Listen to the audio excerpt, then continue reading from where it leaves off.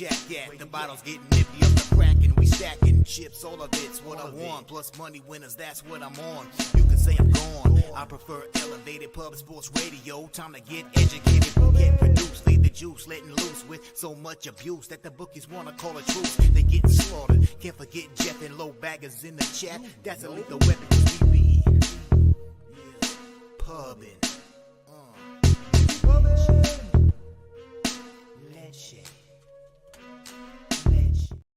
Cappers, gamblers, punters, hustlers, low baggers. Happy Wednesday, September 6th to all of you. Thank you for watching Betting with the Bag right here on Pub Sports Radio.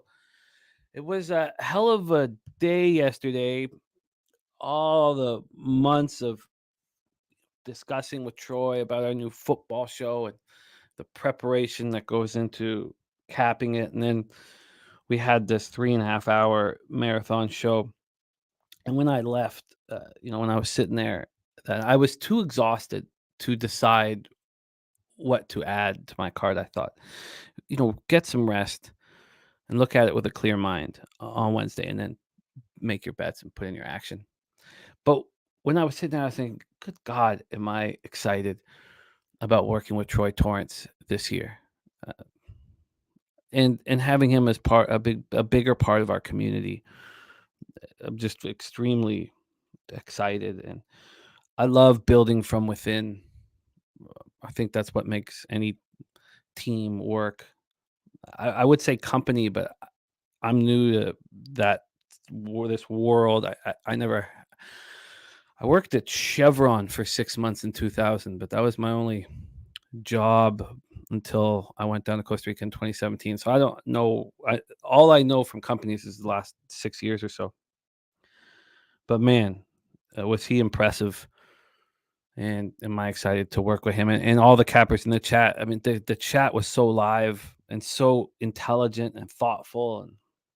And that was a very serious show. There wasn't a lot of humor in it because there was so much work that'd be done. Colorado Bull says, good morning, Jim, and my low bag fam. Wanted to ask Pub if put out any videos on NFL futures this year. So I was looking, but I couldn't find any. I'll tell you what we did is any team that you're looking for, you can just go to that game. We've now, Jose painstakingly up all night, cut up the videos after we finished the show. I mean, we didn't finish the show till 11:30 at night Eastern, and he stayed up, I don't know till when, dawn, cutting them up and putting them out. So they're all up on our site, and every team, that's why it was such a long show. We talk about the futures market, where it's gone, where it's going, what we want to get involved in. So it's all right there, all encompassing that first show. And it's football season, baby. Things are going to get real live here at Pub Sports Radio. And tomorrow night, we have our first NFL live bet stream. The Sunday live bet stream's back in business. NFL Pub back in business. The Monday night live that I've been doing is not Monday Night Live anymore. It's just a Monday Night NFL live stream. We'll be solely focused on the one game, and everybody on the show will be on the same link watching it, which is a little tough for some people. But that will be happening. That's all locked in. We won't be talking about horse races. We can talk about, the Breeders' Cup Classic or something like that, but we won't be capping the horses while we do it. We'll be solely focused on NFL and getting that bag. And I'm really, really, really excited. And not only that, but our Cappers contest pops off tomorrow. Now, you can't enter until Saturday at 10 p.m. Saturday evening at 10 p.m. You can enter. And I will be telling people that there's 24 hours to enter, just to put a little pressure on them. But there isn't. You can enter till Saturday at 10 p.m. And yesterday we had Detroit Lenny, Bobano, Spenny Pennybombs, Mikey Raw, The Sweaty Butcher, Dennis Garcia, Drink in Hand, Breadman, Occupancy, Blitzer Bobby, Beakman Brown, Dabby Cap. Oh, no, the Dapper Capper. I think it says Dabby Capper, but I think that's the Dapper Capper, not Dabby Capper. And Johnny Guns all enter the contest. Last year's winner, Peter Loshak. We want 200 people in the contest. I still believe that's possible. We're definitely going to get to 100, which will have a $10,000 prize pool. I want $20,000 prize pool badly. We have people signing up for the Survivor contest. That's more of a little fun addition. the cappers contest is the most important. And then our guy, Jeff Slaughter, has signed us up for the Circa Millions. So our Circa show starts tomorrow at 3 p.m. Eastern. Jose and I will host it. It's a members only show. It's our first members only show, and the members will vote on it. Those of you who are upset that it's a members only show, I didn't want to do it again this year.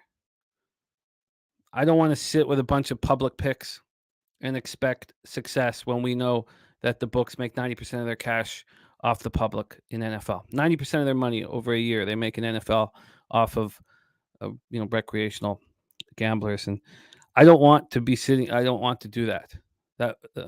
I had fun hosting the show with Jose and doing the voting process because it was the first time we did it. But this is 8 minutes in. This is serious.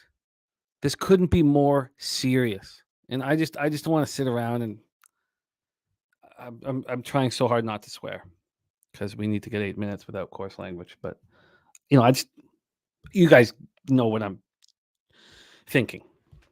There's so much at stake with what we do. I have a bad baseball season, and at this point, I can't go meet all the fellas at Santa Anita for the Breeders' Cup. I need my bankroll to be strong enough for the football season, so I can't peel off 3 or 4K right now.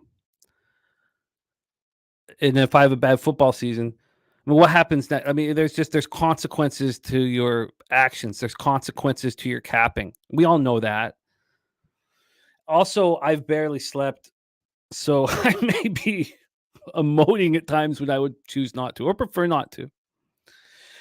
All right, let's get to work here. We have Ron Crawford with the spreadsheet play of the day is in. It's Philadelphia. Let's lock that in. We got afternoon action. We have the Big Ragoo joining us. He's heating up as he always does this time of year. As he always does. Copy and paste that. Mr. Vape says, great football show yesterday. Love to hear others' thought process. That's what's so much fun. It's so and there's a lot of times where we are on the other side of people in the chat, and Troy and I haven't got to the point where we're going to be on the other side of each other. We haven't gotten there. I really love what he's building with this database and the way he caps it. That's what makes it so much fun. This team we have is because everybody caps a little differently, and you put it all together, and that's what works. Reclaim James in the house. Razor sharp picks coming off a monster 3-0 day on his birthday. Puts a big smile on my face. Razor. Excellent work as always, my guy. Serious business, ready to get to work. There's Troy Torrance in the house. Viper MB. Sammy Calmer. Sabalenka money line. Alcaraz -1.5 sets parlay. He's got 2 units on it. Sabalenka and Alcaraz. Let's copy and paste that. This here. Everything ready. Let's copy and paste that. Now, when I say I got no sleep last night, I wasn't staring at the ceiling. I was capping this MLB card. And the only thing I bet are the Orioles. And if you watched that Orioles game last night, I mean, they're such a professional ball club, man. I mean, they're just as accountable as they lead by example. Oh, there's Slides says Orioles get it done for us again. And Slides says, great job, Detroit. What a marathon. There's Ronnie Imbergia coming to us from Pittsburgh. Ronnie, I hope you're rocking with us in the Cappers contest. Nasty. Are we at 8? Yes, we are. Nasty motherfucking Nate in the house. What up, Nate? Morgan Spooner. Morning to everyone on Baltimore today. They used every pitcher in the bullpen minus their current closer. Yes, they did. And I'm on them, and the market's moving towards them. They used 8 pitchers yesterday. I'm too lack of sleep to properly pronounce the Japanese closer's name that they got from Oakland. God, it's on the tip of my tongue. But Fuji. Well, that's not. I mean, is that your nickname for him? What's his name? Fujinami. There you go, Fujinami. Was that not spectacular last night? And also these smart ball clubs who bring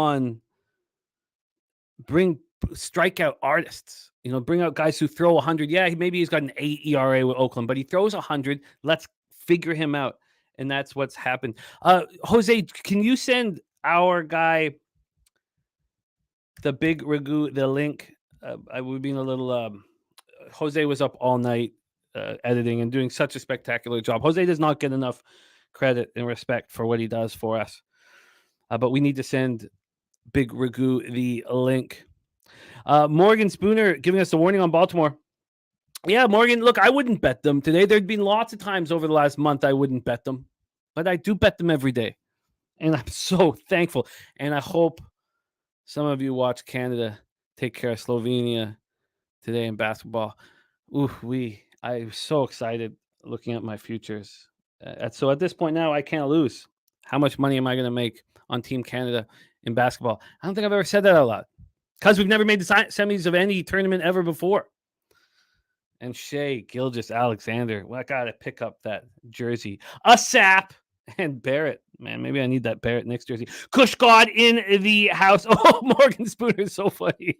That said, Cubs -1 and Baltimore -1. I love it, Morgan. That is so funny. Oh, my gosh. I did not know that. How did I not know that? Jose to have a birthday the day after the legend? Jose, is that facts? It's your birthday? My birthday was the day before Razors. Oh, for when you were in Tennessee. Yeah, my birthday is the 4th. His is the 5th. Oh, Jesus. And there was no acknowledgement by me whatsoever.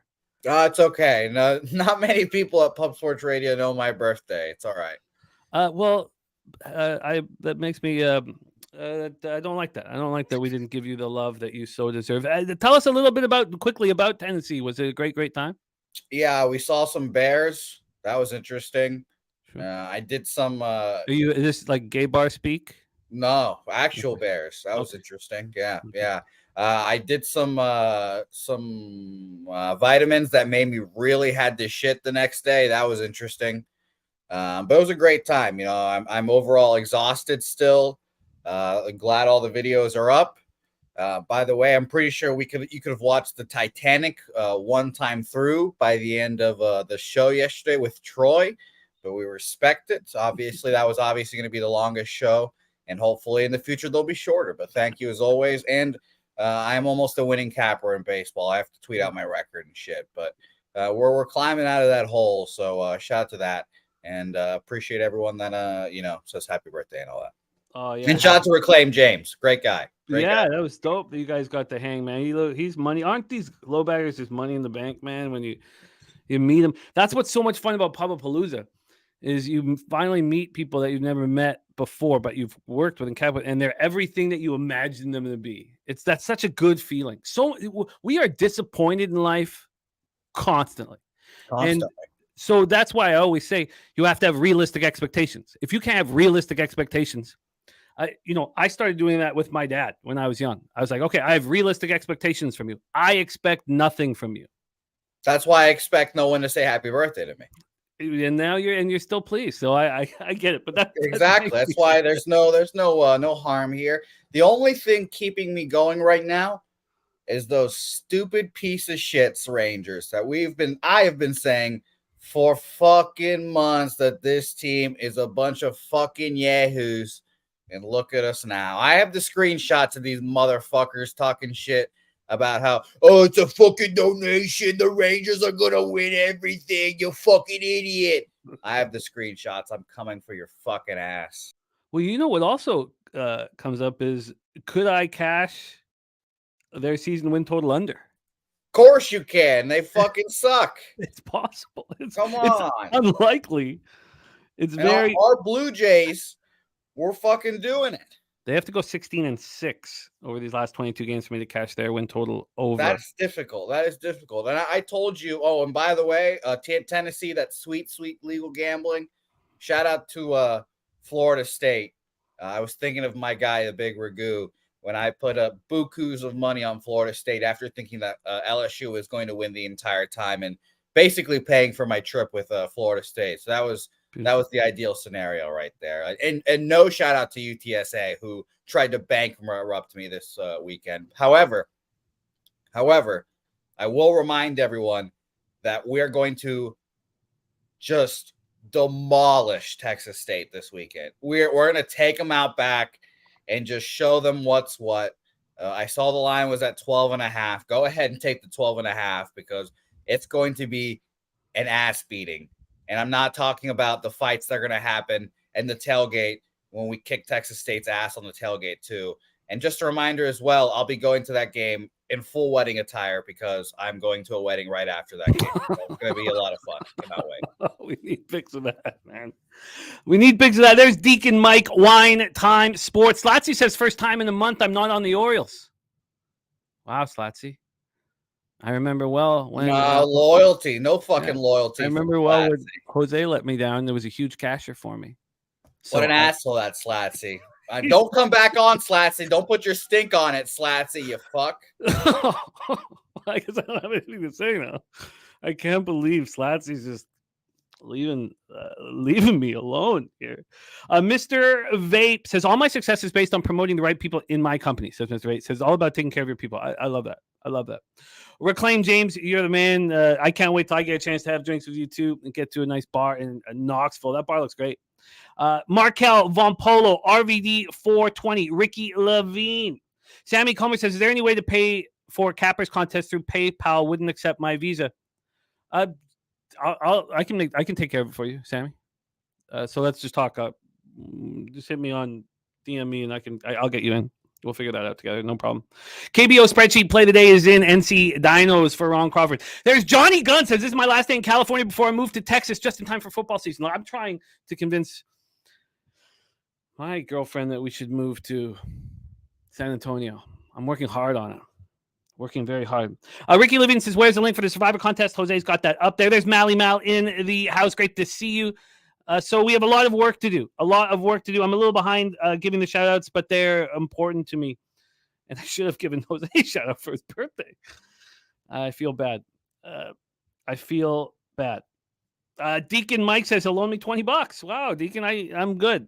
I'm thank you. $20 not going to do it. But I don't want a loan. I don't need a loan shark in my life, Deacon. I don't need you waiting outside my house for me. Nutflush Allen here says, I'm on vacation this week just to finish all my NFL work, stacks and stacks of work. It's go time NFL team totals. Here we come. There's Nate Dogg 420, Raymond Reichart, BT Londo. Catered to you by Chef Jeff. Nice to have Chef Jeff back in business. Of course, football season. Brett Kinney, UPK, Ayash Yala. And now there's Clint Starr, the diehard MMA podcast. He signed up for our Cappers contest. He'll be also a part of our NFL Pub Hub as well. The Big Booty Latina play of the day is in for Londo. It is the under 8.5 in Minnesota, Cleveland. Let me copy and paste that.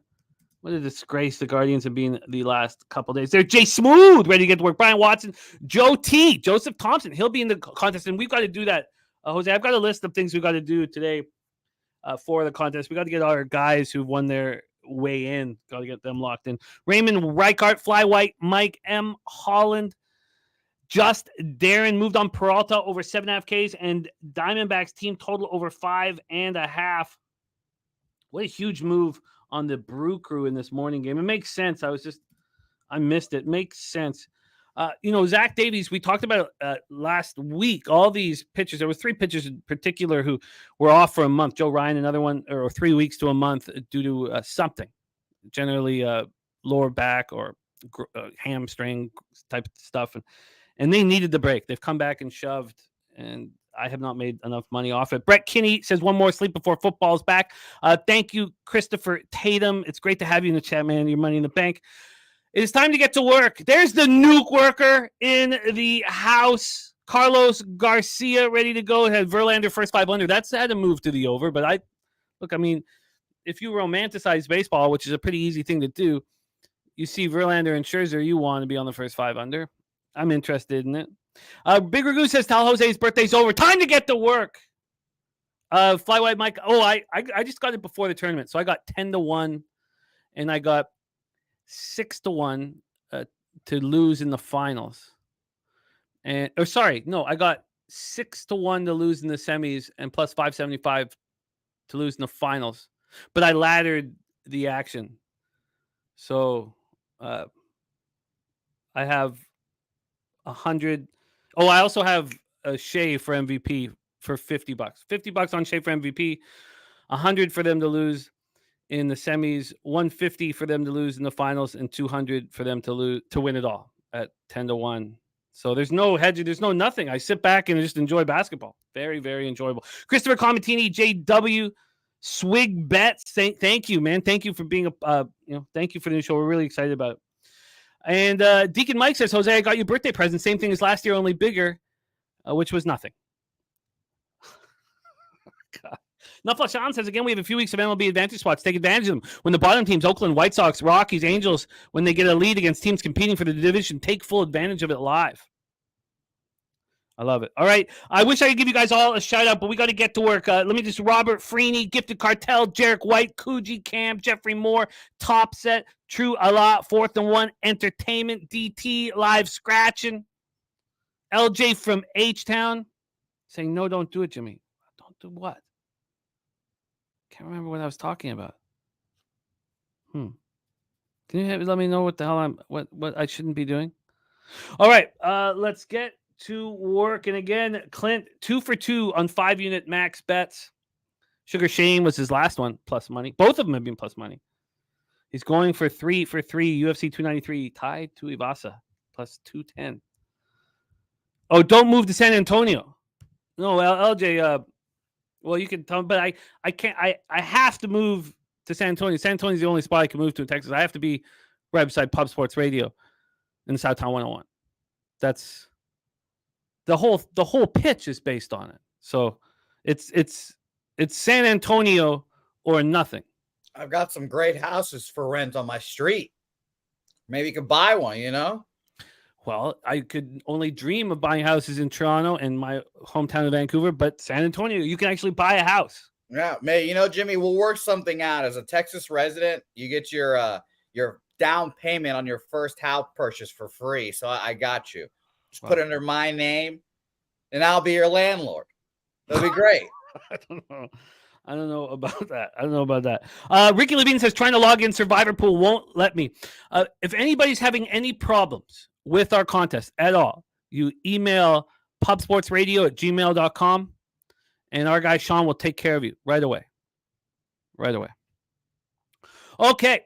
And Brett Kinney says, Houston's where it's at. Look, I'll go to Houston to party. I have friends in Houston, but I need the whole idea. Darren Turner says, no illegal sports books. You know how long I've run with illegal? I'm fine. Okay. I'm 43. Those of you who've been running with legal sports books most of your life, or for a chunk of your life. DT says, San Antonio, not bad. Just a bunch of fat Latinas. Good for hog hunters out there. I'm so old. There's zero lies spotted there. Zero lies spotted by DT. DT obviously know what he's talking about. I'm in. All right, let's get to work.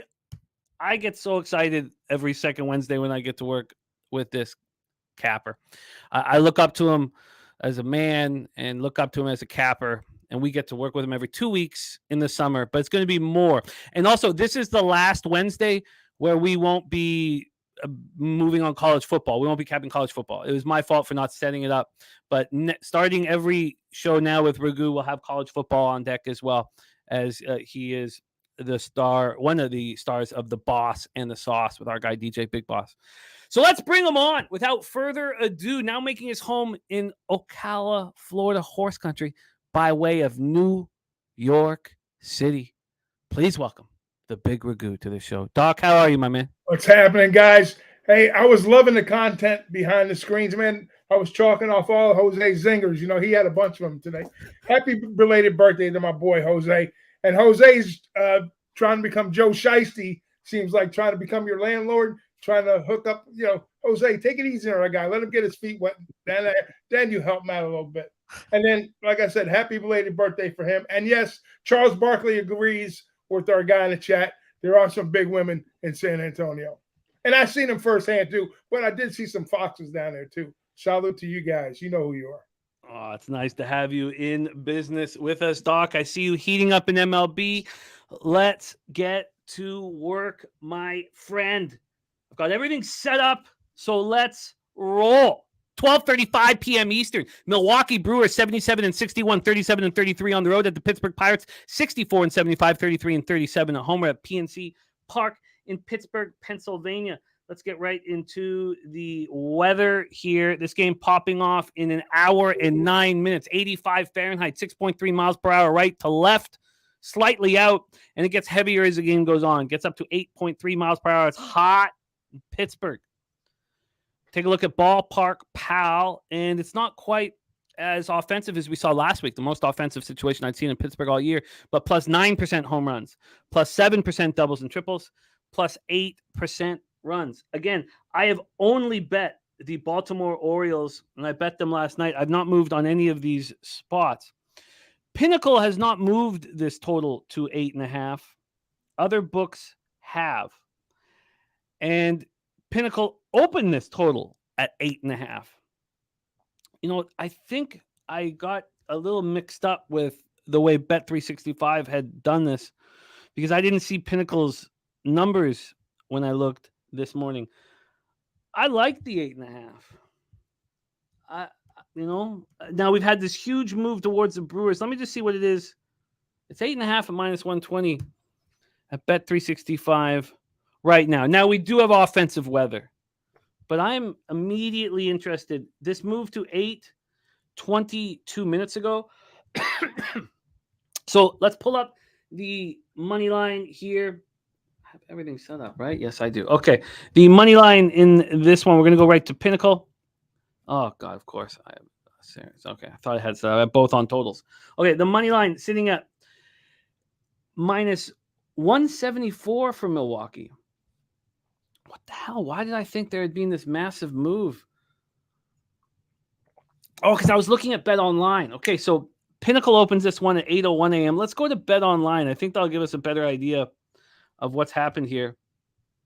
Bet Online opened Milwaukee yesterday at 2:18 p.m. at minus 135. They moved it 40 cents at 12:40 in the morning. Somebody that they really respect made a massive bet on the Brewers at that number. A massive bet. And Pinnacle and other books are probably thankful that they didn't put out the line. They didn't have the balls to put it out when Bet Online does this. Bet Online is first to the market. DC Capper coming off an 11-2 day. I absolutely love it. Absolutely love it. And I just got a message from our friend Nut Flush Allen, which we will discuss here. Jonathan Yim, thank you for the kind words, my man. It is you're just such a great guy to cap with. And I keep forgetting that you're here in Toronto. We gotta hook up, man. Let's get to Woodbine.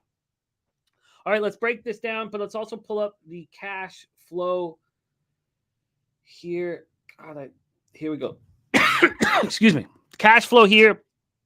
25% of the tickets and 73% of the cash is on the Pirates. Somebody moved that 135 to minus 175 around 1 in the morning. From a total scenario, we have 83% of tickets, 92% of cash on the under, which I agree with. All right.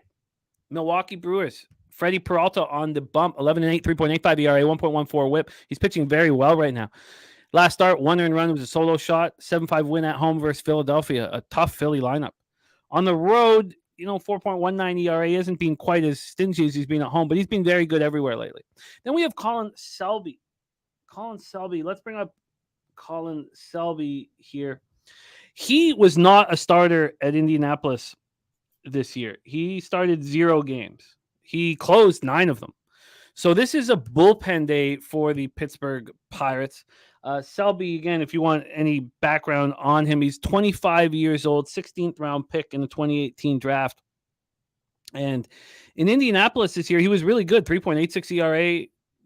As I said, closed 9 games. He was a big part of that bullpen. So I like him. I know he's got a 5.79 ERA, 1.43 whip in 14 innings, but that doesn't tell the whole story. He gets strikeouts, 17 Ks. His last appearance was not very good, but the appearances before that were very good. And he only went a third and allowed 2 earned runs. And that's part of the reason why he's got a 5.79 ERA.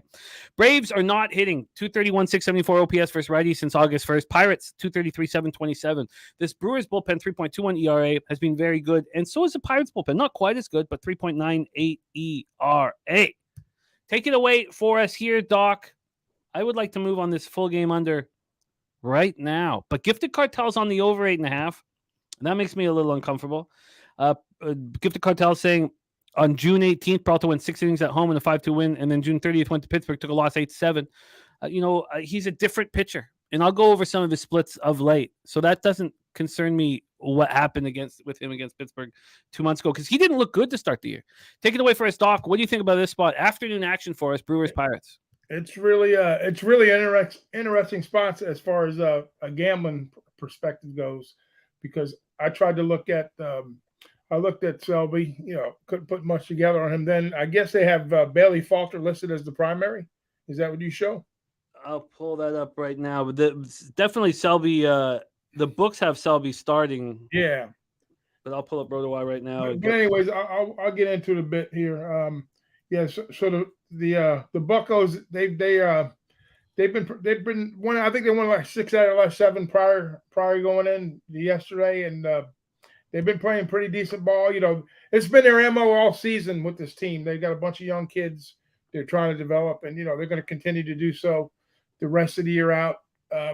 I think there's a little kink in the armor with the Brew Crew right now. I mean, Peralta is the shining star right now in my book. He went 5-0 in August. He had a spectacular in 5 starts, 5-0 with a 2.1 ERA. Against these Pirates, he's 2-1 in 19 career starts. 10 starts, should I say, 19 appearances. So 10 starts is 2-1 with a 3.03 ERA. So, and if you go through the lineup with Pittsburgh, there's a few guys that have hit him pretty well.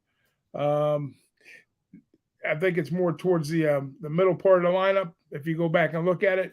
But either way, this is the Brew Crew's game to lose, and they're getting in a tight race. They got the Cubbies that's nipping right at their heels right now, and I don't know how many teams are going to come out of that Central to get into the postseason.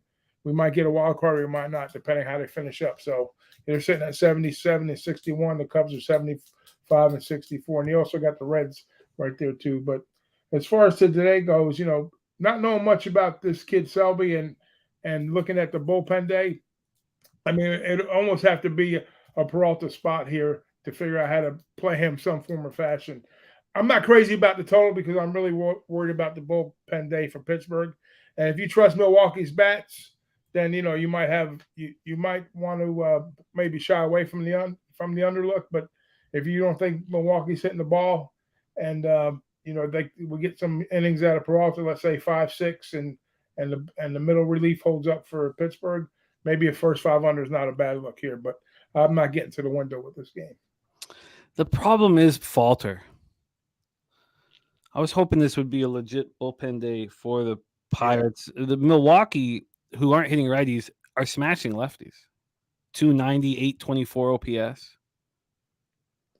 Yeah. That is enough for me to not want to do it. Mally Mal says Selby's cheeks. I think he's a good young pitcher who's going to be a nice bullpen piece for the Pirates or any team that wants him. So I wonder how many innings they're going to try to get out of him today. Whether it's 2, 3, maybe if that. I'd be surprised if he could go 3. Yeah. Okay, I guess I'm going to stay off. The lefty Mally Mal Bailey Falter started this year with the Phillies, was let go. Yeah, I guess I'm going to stay off. We have a lot of cappers here on the over. Arthur Meade Jr., thank you for the kind words, man. It was a lot of work put into it, and it was a long show. I'm so excited about this season. All right. Oh, and the Reclaim Ass Eater play of the day, Yokohama Dina Baystars at -140. He's a proud ass eater, Reclaim James, Doc. He's a proud ass eater. Let's copy and paste that right there. Reclaim Somebody's James. asking about K's in the chat, possibly from Peralta. I mean, his last 2 versus Pittsburgh, I think he logged 11 innings, 17 Ks, so that's right at about 1.5, close to that. So if we get 6, I don't know what his K prop's sitting at, but that's the numbers on him versus Pittsburgh this year. Fap in the house. I love Fap. I love these guys. Minnesota and Tampa Bay moneyline parlay for Fap +181 for our guy Fap win. We go from the ass eater play of the day, Yokohama Dina Baystars, to a man with a vat of lube. All right. You guys have talked me off of the under. Maybe it was Bailey Falter, honestly, that did it. Yeah. But I will move past this. It's it's funny if you look at the Pinnacle line, you think, wow, the market hasn't moved towards the Brewers. But if you look at what Bet Online dropped it at 218 yesterday, you're like, this is being a monster move. Okay, let's move past it. Mally Mouse says, did anyone answer the big booty play of the day record? The big booty play of the day is on the under 8.5 here in Minnesota Twins at Cleveland Guardians. Let's get into it. Mally Mal leading under. The market is indicating that the under is a good spot, and saying maybe 5-1 Brewers. Let's go. Minnesota Twins at Cleveland Guardians. We're at Progressive Field in Cleveland, Ohio. These Guardians now a game under 500. Gifted Cartels play of the day is the Guardians money line here. Now 7 games back of the Twins with 24 or so remaining. They had to win this series. They really needed to sweep the series. Let's take a look at the line history here. Actually, let's go into the weather first here at Progressive Field in Cleveland. 11.4 miles per hour out to right, 88 Fahrenheit, feels like 92. It's gorgeous in Cleveland.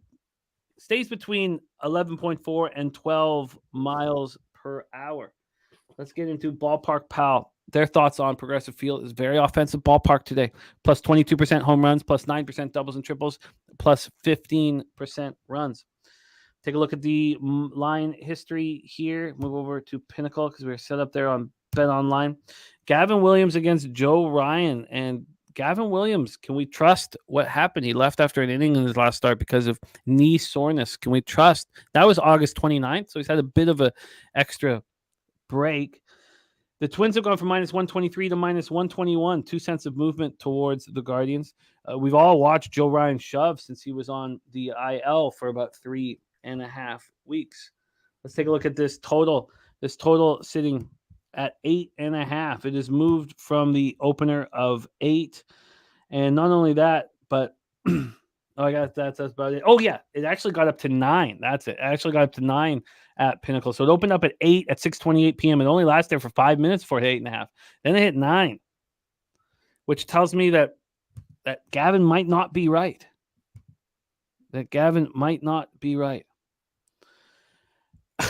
Kong's Clips.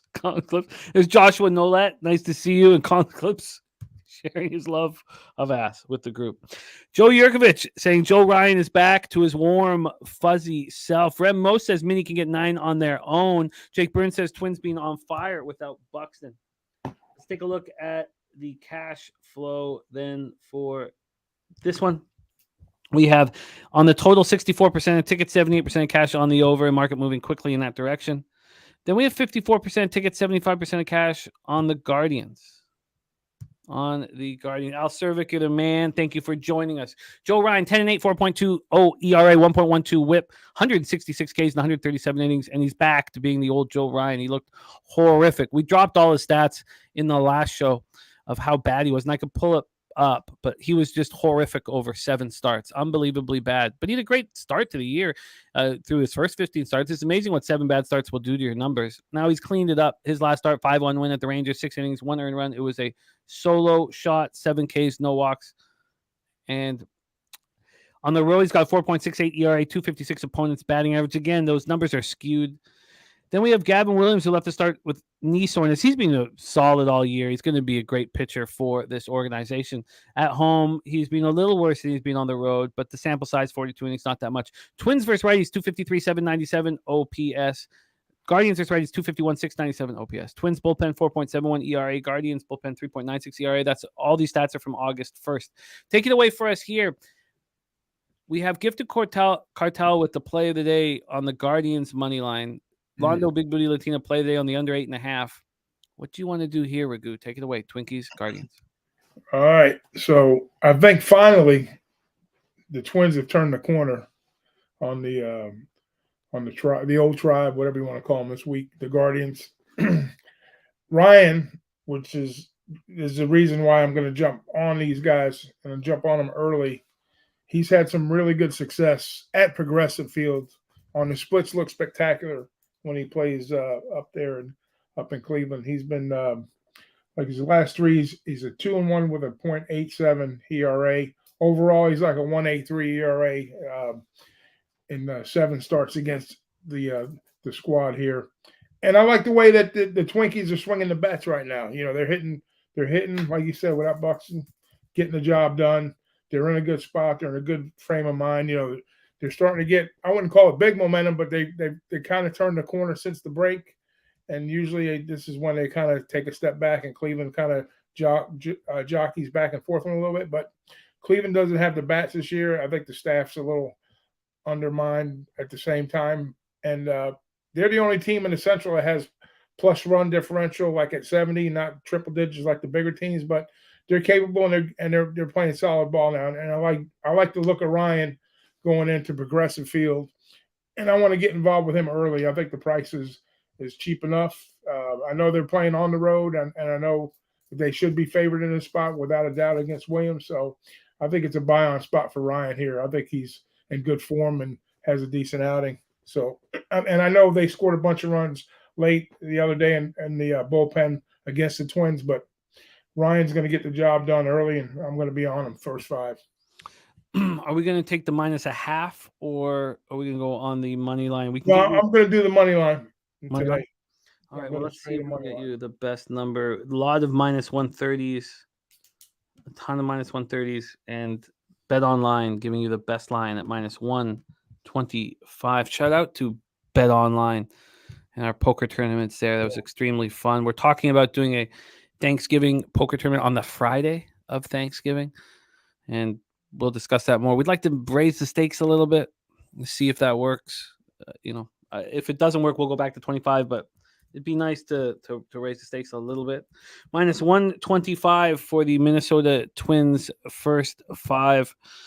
Let's roll on. Oh, Regis Austin looking at the Nerfy Philly Eagle Flyer is on Twins to lead after 3 innings at +138. Morgan Spooner saying 2 runs in 6 innings this last start in Cleveland for Joe Ryan. Great stats coming in from the chat. I love it. So Ragoo has moved on it. And oh, look at that. Reclaim James says usually bacon and eggs in the morning while I watch today. Leftover pizza made by Live Scratching from Barley's in Knoxville, Tennessee.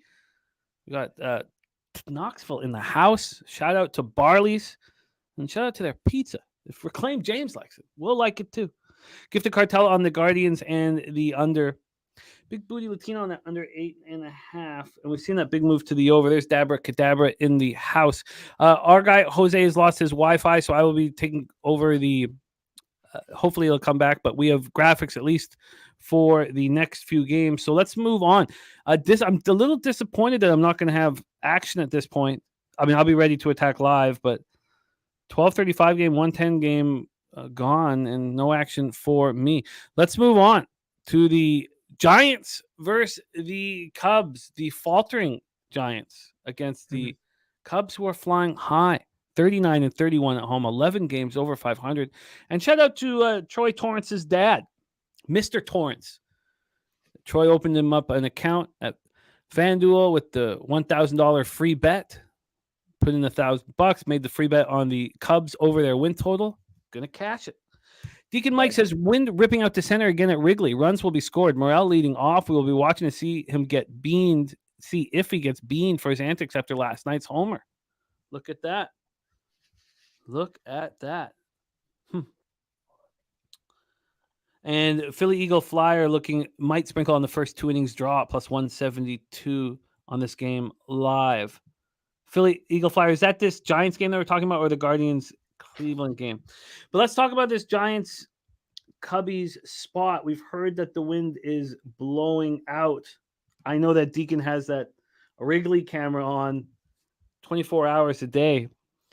76 Fahrenheit, 9.4 miles out to center. Gets up to as high as 10.8 in the middle of the game. It's always between 9.4 and 10.8. Ballpark Pal has Wrigley plus 32% for home runs. Minus 8% doubles and triples, but plus 9% overall runs. Let's take a look at the line history here for this one. Is the fact that they're letting Alex Wood start a sign that Kapler has given up? I'm not sure. This total opened up at 10.5. Pinnacle has moved it to 11. 10.5 and a move to 11, and that 11 is juiced to the over. A pretty big move towards that over. We get over to the money line here. I got first 5 up, so let's move over to full game. We are sitting with the Cubs at minus 137. They opened up at minus 140, so we've had no move to the Cubs, but a big move to the over. Regis Austin saying San Francisco worst average in last week for left-handed pitching. Their numbers aren't horrible. Interestingly enough, the Giants and the Cubs have the exact same OPS for left-handed pitching since August 1st. That's 691.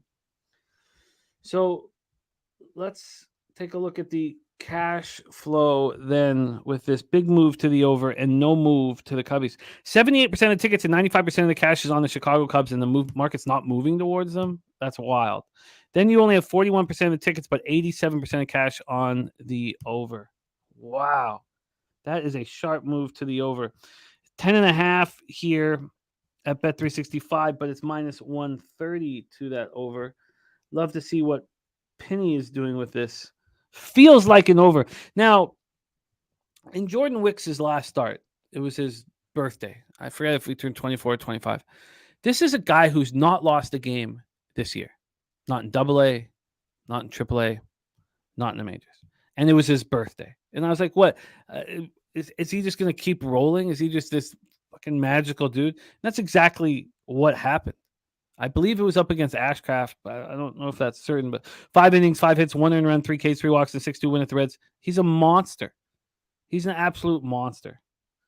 Cubs bullpen 4.09 ERA, Giants bullpen 4.37 ERA. Those are from August. And as I said, they have almost identical numbers versus lefties. Alex Woods, he's not started a game in a while. His last appearance was September 1st. 3 innings, 3 hits, 1 run, no earned runs, 1 K, 1 walk, and 7-3 loss to the Padres. He's angry at Kapler. He's been angry at Kapler all year. He wants to start. He's not been given the opportunity. He's been good on the road this year. Just 4 home runs allowed over 40 innings, but his strike K to walk ratio is a problem, 32 and 22. Deacon Mike says God could be pitching today, and he'd still give up runs at Wrigley. Take it away for us here, Doc. Giants, Cubs. Yeah, I looked at the bullpens with both of these guys. The look on Wicks, like you said, he hadn't lost a game. He's one of those talents that, you can go back and look and you can, read into what he's done, and it's kind of carried over to the bigs right away for him. And I don't see anything that puts me on a spot where you could say he's going to have a lesser of an outing, even though they've scored runs in those games he's pitched. They're not on his watch per se. Okay, so basically, he's been spectacular. He's sitting at like you said, a 1.8 ERA, 12 Ks, 5 innings work, both starts. Why break tradition and why look for something else when it ain't broke? Don't fix it. So I like this spot here a lot for the Cubbies early on. I don't trust the bullpen. I think the runs will come. So if you kind of like the over, you got to say it's going to be like late rounds, late round type, middle relief all the way to the end of the game type over. Maybe we see like a 7-5 finish, something like that. Who knows? But early on, I do like this kid Wicks. I'm willing to bank on him here against the struggling Giants. Even though the left-handed pitching numbers, about the same, like you said, I still think the Cubs are in a better spot right now. And, they're making that run. They're striving, they're clicking heels. They're kind of like the second place team right now in that division. They're right on the Brewers' ass. So I'm looking to keep stride, win like 60+% of their games going away. I put one in the win column today for them, but I'm going to get involved with the first 5. In this game, I'm going to lay the half run with the Cubbies. It makes sense. Manaea is going to be the primary. I don't think a legit primary. I'm sure Woods will go 3, and then Manaea will get top. Yeah, I'm not worried about Manaea either. Oh God, no, he does not look good again. This might be the perfect live over. Yeah, that's what I was thinking too. Get involved live after maybe 3-4 innings. Or even after 2, watching what Woods and Wicks do off of the hop here. Wow. Okay, let's lock the Cubs' first 5. I get it. It doesn't perfectly match, and I'm trying to keep things tighter right now as it's not been a good season, but it doesn't perfectly match, it doesn't all correlate, I guess is a better term here for me, because the market has not moved to the Cubs, but I don't know why they wouldn't move to the Cubs. The -0.5 here, we're not getting Pinnacle, which I would assume would have a nice number. I'll pull up Pinnacle. The best is about a -105, but let's pull up Penny here and see what they're offering you. I wonder, they always, they have such low VIG over at Penny, so generally speaking, you can get a really nice number on these first fives, especially the first fives plus a half. They're really, really nice. Oh, that's the wrong one. Sorry. Here, let me go over to the Giants Cubs, and let's take a look. First five -0.5 for the Cubs. Oh, -109. So -105 is the best you can get. Nutflush On says the stupid office in San Francisco has tried the analytics for 2 years now, and it's a joke. Now Kepler has no idea who to put in when and who to pull. That includes at the plate and on defense. No lineup has been announced yet. Nutflush. So Cubs first five -0.5 of -105 for Ragoo. So Ragoo firing shots at 2 of these games early. I know what I'm going to do now. I'm going to hope that maybe Woods and Wicks can get through an inning. I don't want to push it 2, but I would. I would push it. I would push it to an inning and a half.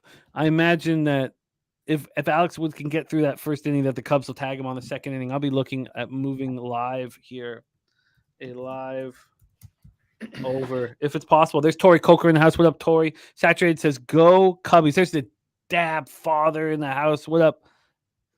Great to see you, man. We got to hang out with him in San Antonio. Let's move on. 3:37 p.m. Eastern. The Toronto Blue Jays 77-62, 42-32 on the road at Oakland A's, 42-97, 23-47 at home. Oakland Coliseum in Oakland, California. Eric Jones, great to see you. Thank you for joining us. And Nutflush On says I could see Woods getting through a few good innings clean. I'm going to be searching for that live opportunity to get in.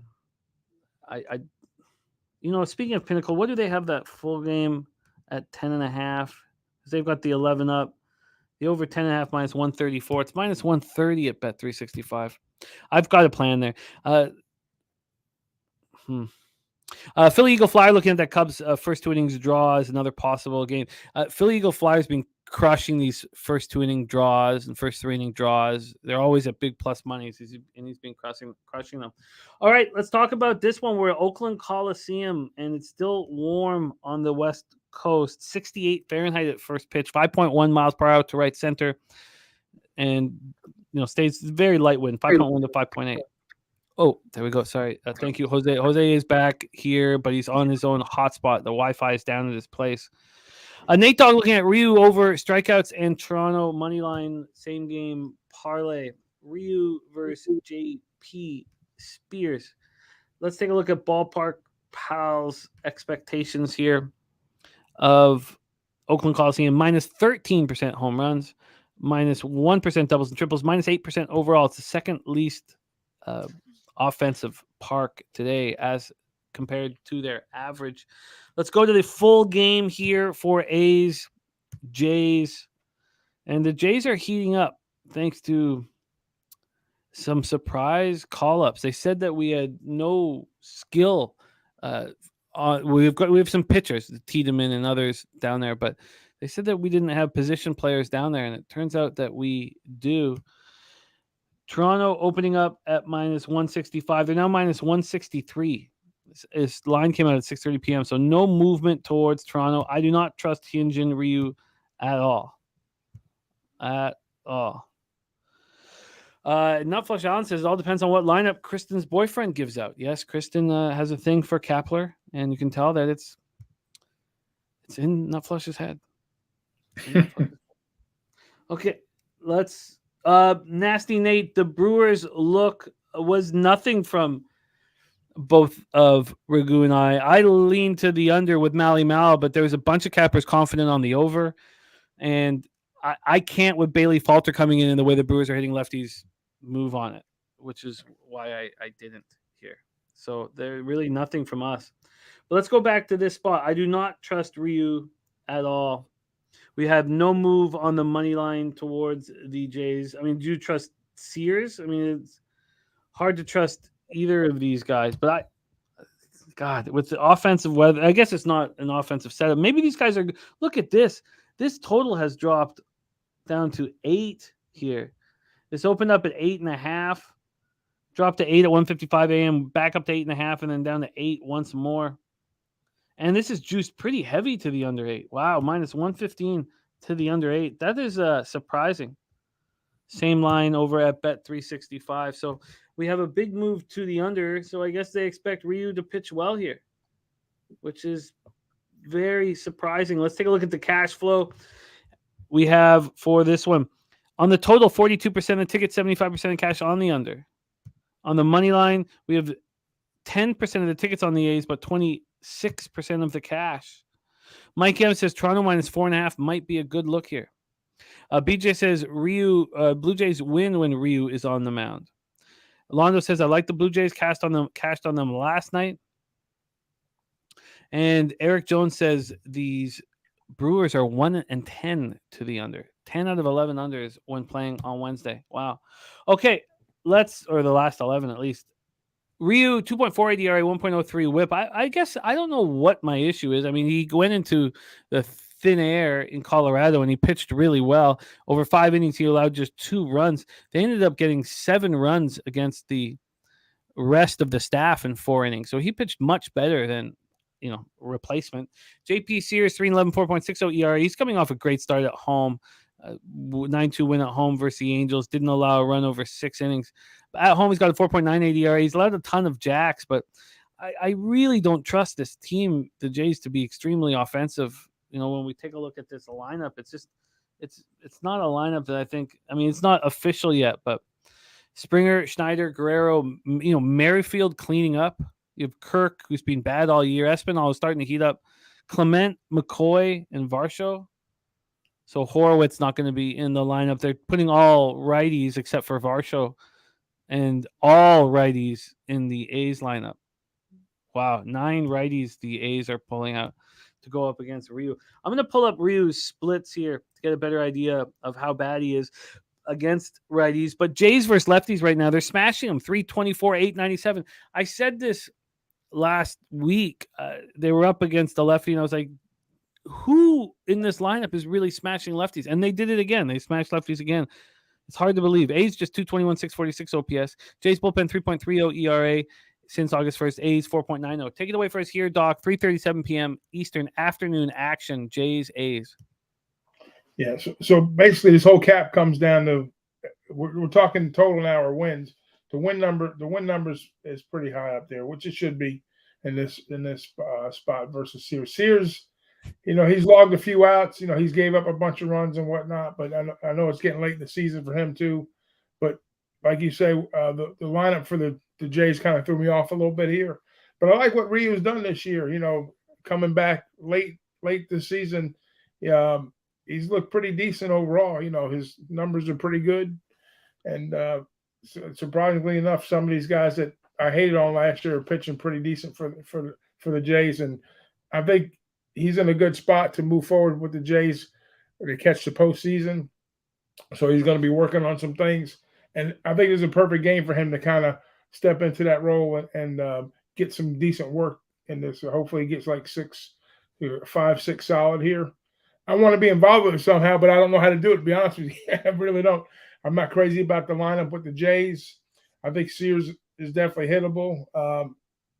But are they going to get through the lineup? Are the Jays going to get through the lineup and be able to put some extra bases on the board here to kind of push? And then the total, that kind of threw me down too a little bit. The under, the little move to the under there. So it's a head scratcher for me. And I haven't had the best luck with the Jays this year, but I almost wanted to take them on the run line here, but I don't know if they'll get home with that. I can see this game ending up like 5-3, 4-2, something like that. I can see a 2-run win for the Jays here. But I'm not going to mess with the total. That would have to be my luck. It'd have to be Jays run line or pass. Even though I trust Ryu, I don't trust him. Minus 160 something. I know it's ticked down too a little bit too. So it's a head scratcher, this one totally for me. But I lean the Jays on the run line.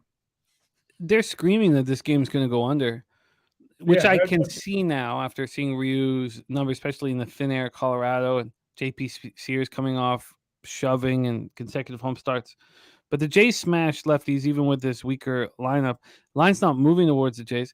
But what do I want to? Do I want to under 4 at a pick'em? Am I seriously gonna have to only see 3 runs scored in over 5 innings to cash? I mean, that just doesn't sound appealing. And then that under 2.5's at minus 150. They've unless you want the Jays on the run line, which is what DC Capper is moving on. Londo looking at Jays minus 2.5. That's at plus 160. Raymond Reichart looking at Jays minus 3.5. That's at plus 250. Justin McAvee is Ryu over 4.5 Ks on his card. I'm not going to move on it, unfortunately. Mike M says, I like that Toronto look due to Ryu on the road. Philly Eagle Flyer wants the Jays first 3 at plus 120. So that'd be first 3 minus a half.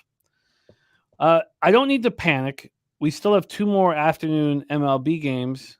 I want action. Enough Flush Allen says, what's your team total on the under here? I'll pull up Pinnacle because I imagine that they'll give you a better number than Bet365. But let's see what we have here for the A's team total under. Wild that it hasn't moved. It's 3.5 minus 131 to the under. And over at the team. Oh, of course, I don't have 5-inning team totals. Let me go to the full game team total here at Bet365. That team total is 3.5 under 3.5 minus 145 at Bet365. All right, let's roll on. Rockies, Diamondbacks next for us. Joe Yerger says lineups aren't out. I believe the A's lineup is out. Let me double. No, sorry, I did refresh it. Lineups are not out.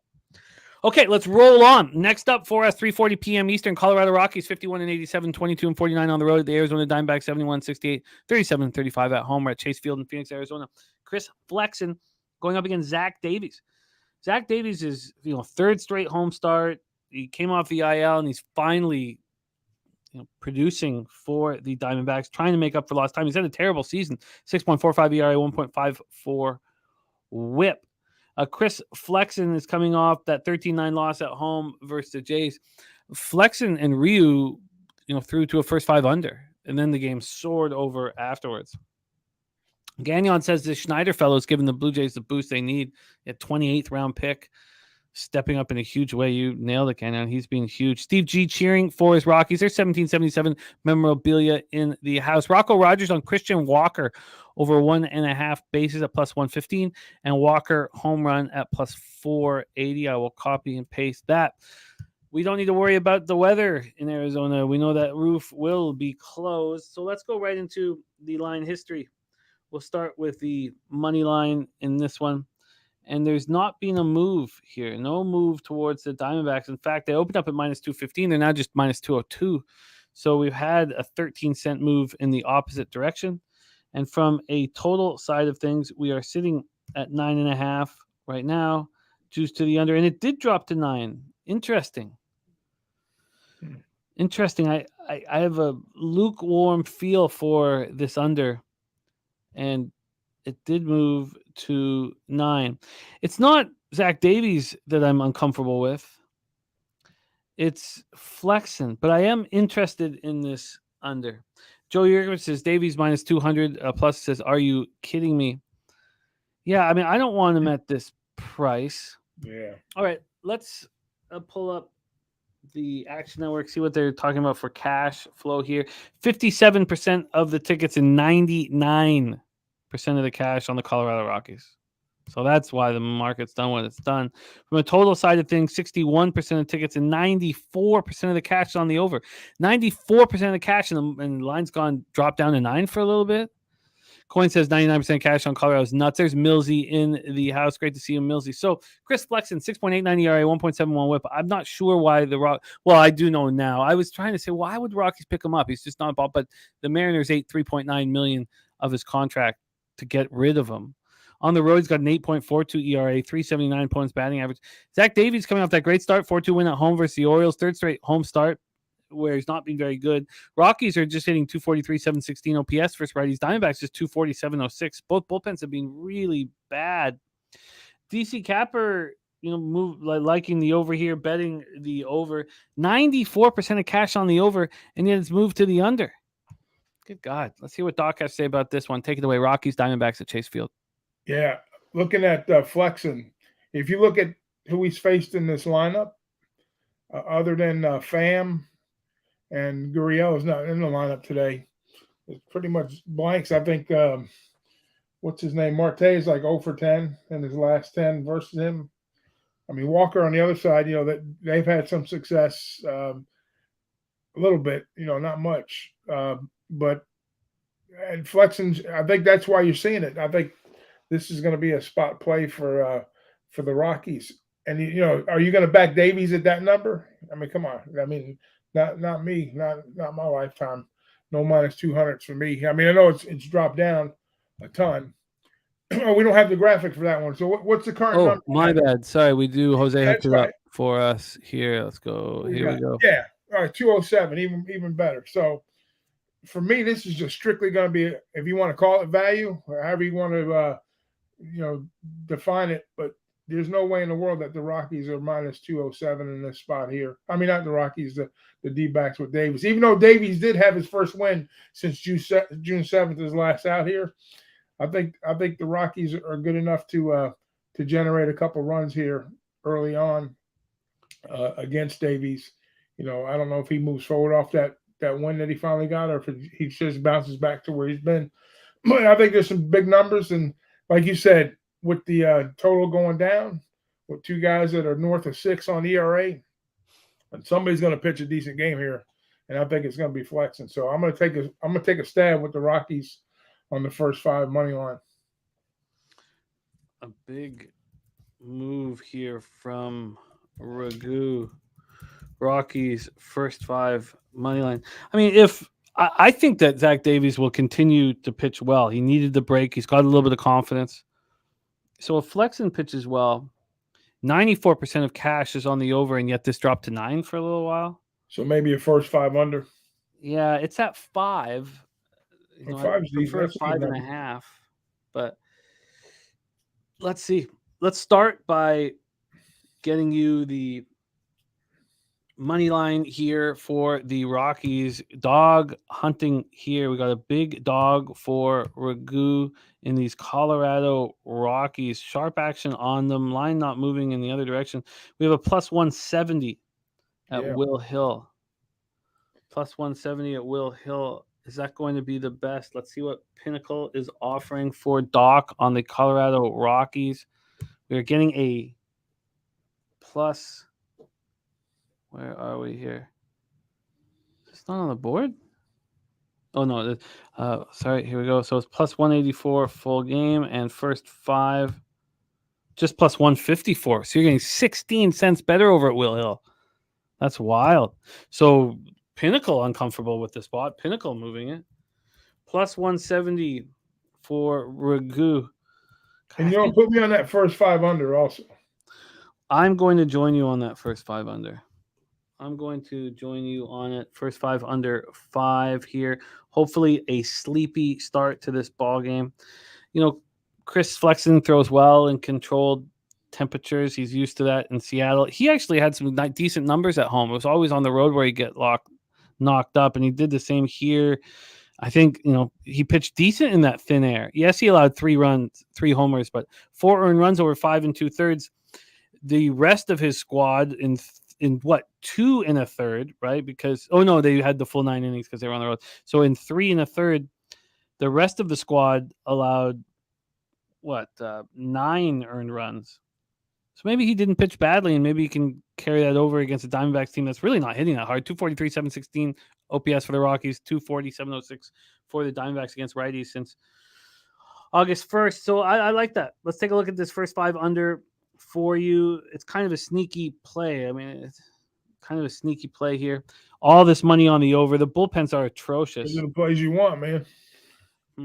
Let's see what Pinnacle is offering here for this one. First 5 under 5 minus 103. And if you wanted, that's too expensive, minus 131 for the 5.5. All right, first 5 under 5 minus 103 for Ragoo. I almost wonder if. Oh, the lineup just came out with no Blackman. That's even better.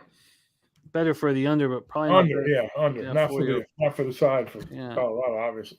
See if I can. I don't have the lineup, but thank you for sharing that with us. That probably had something to do with it, huh? Yeah. Yeah, I guess.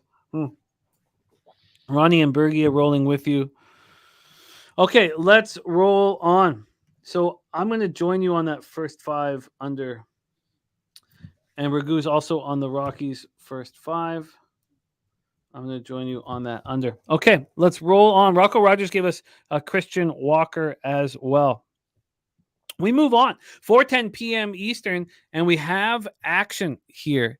We have action in Philadelphia, San Diego, already from our guy, Justin McElvey and Ron Crawford. They've both moved on this spot. We'll start with Justin McElvey. He's on the team total over 3.5 on the Padres. That's the Stacks play of the day. And Ron Crawford spreadsheet play of the day is Philadelphia Phillies on the money line. Shout out to our Ron Crawford.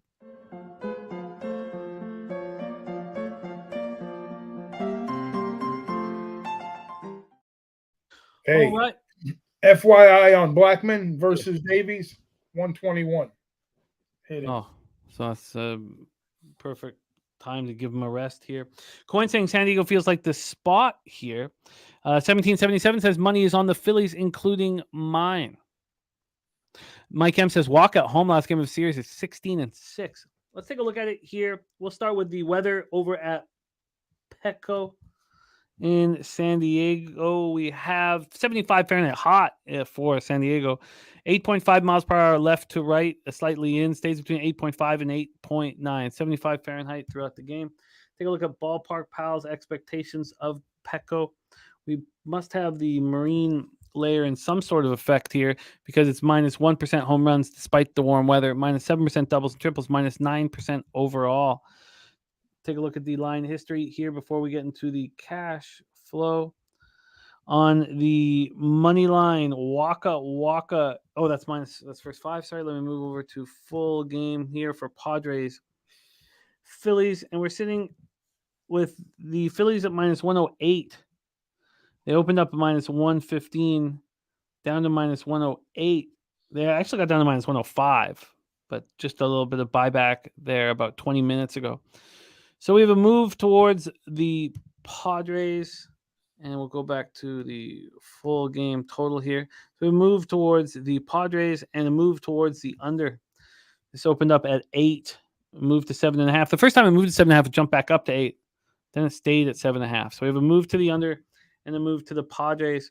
We get into the cash flow. 74% of the tickets, 94% of cash is on this under. And on the money line, it's an even spot. 53% of the tickets on the Phillies, 46% of the cash. Philly Eagle Flyer on Padres game of first 2 innings draw. Lottie 318 out of Louisiana is on the Padres. Andre says Walker 9-0 plus 9.3 units at home when the money line is between plus 125 and minus 125 the last 2 seasons. 1777 says we're going to trust the Padres to win back-to-back games. Jeffrey Moore says all this makes him feel better about the Phillies. Zach Wheeler, 10-6, 3.62 ERA, 1.07 whip. It feels like he's loading up for the playoffs, but he has not been lights out. He had a quality start last out at the Brewers, and he didn't really get touched late and got 10 strikeouts and no walks, but did allow 3 earned runs, did allow a jack. On the road, he's been good this year. Just 6 home runs allowed over 90 2/3.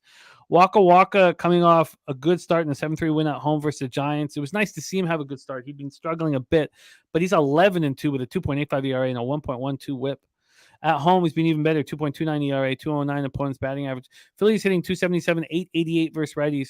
Padres 245, 725. Those are both since August 1st. Phillies bullpen 3.55 ERA, Padres 4.16. Take it away for us here, Doc. What do you think of this spot? Phillies, Padres. And one of the better pitching matchups, I think, of the day. Walker, he's having a pretty good season. Obviously 11-2. Great pickup for them. He was part of the puzzle. I thought that kind of would get him over the hump a little bit with the offense, but this is a team I just don't trust, and I want to trust the Phillies, but I don't trust them in this spot either. So you say, hey, you got two guys on the bump that are pretty decent. But what happens with the Phillies when Wheeler goes up? They're 16-11 in the starts, and then 3-5 to pass 8. When he started with them, and then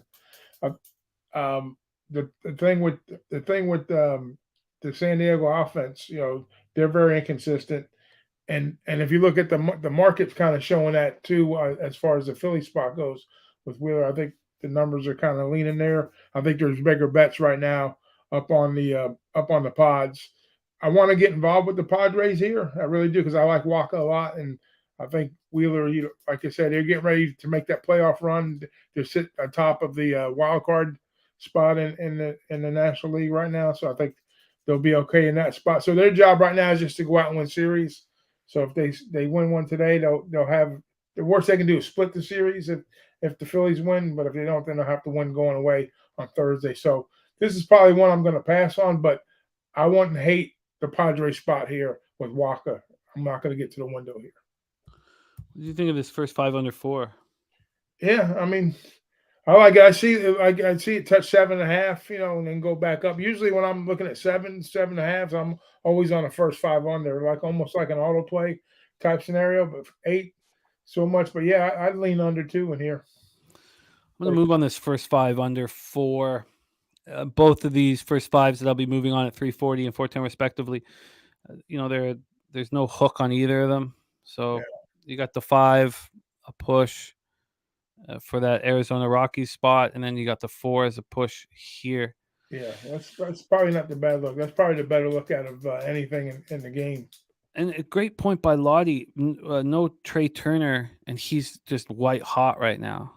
25 hits, 20 runs, last 15 games is out. Canyon says hard to bet the Phillies here. Harper has 0 hits in the last 5 games. Yeah. I guess Harper hasn't got a hit since he hit his 300th homer. That's how they roll, the Phillies, man. They're either white hot or ice cold. Great stuff from the chat here. Great stuff from the chat. Rem most on the over 8 in Minnesota, Cleveland. Ryan really has a 5.40 ERA in his last 3 starts. Why does not? Because I thought he's been shoving since he came off the IL. Sorry, I gotta double check this spot here for my guy Rem, who I love capping with. I thought he's been great since he came off the IL. Oh, because you're counting. So I wouldn't count that game in August 2nd. He's come back off the IL. He clearly needed that break. His last 2 starts, he's allowed 2 earned runs over 11 innings, 14 strikeouts, 2 walks. I'm not saying don't bet the over 8. I'm just saying don't trust the last 3 game statistics. I don't think it will guide you properly.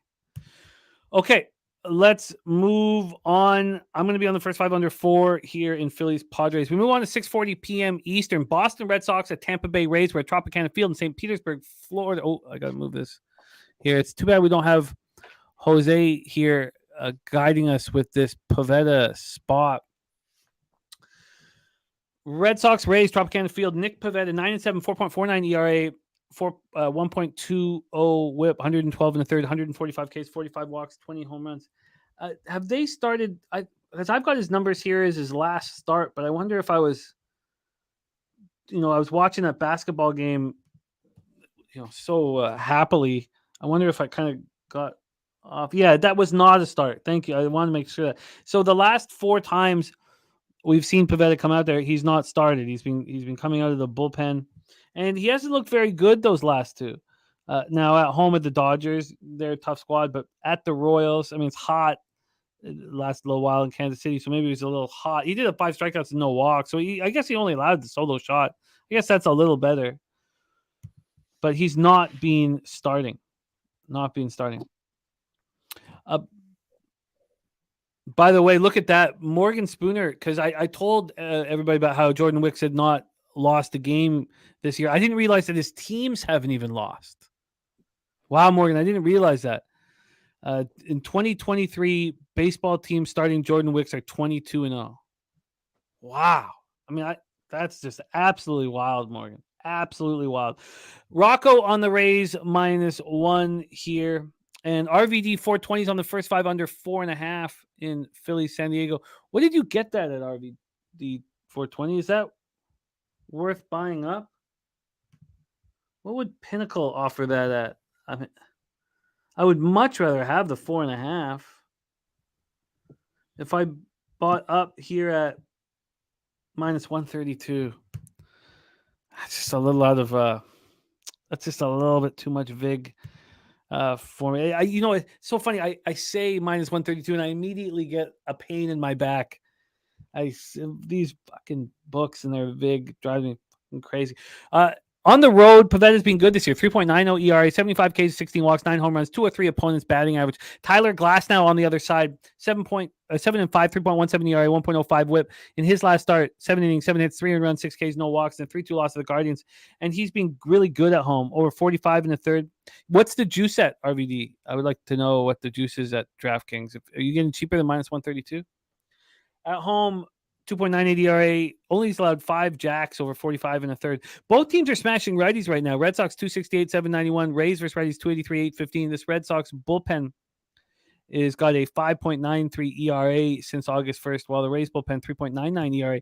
Nasty Nate says that Jose said Red Sox smash. Was that Jose or was that Nate saying Red Sox smash? Let's take a look at what we are dealing with here line history-wise.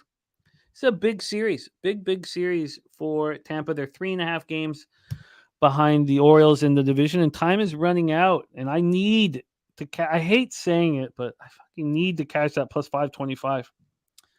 I wish I could say I want to or I'd like to, but I fucking need to. This dropped to 7.5 at 10:34 this morning. It's back to 8. Overall, we've had no movement on this total. No movement on this total. Let's go over to the money line here for this one.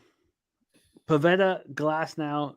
The Rays sitting at minus 161. They opened up at minus 166. They were down to minus 158 at 10:30 this morning. A bit of buyback, but still 5 cents of movement towards the Boston Red Sox. So no move on the total.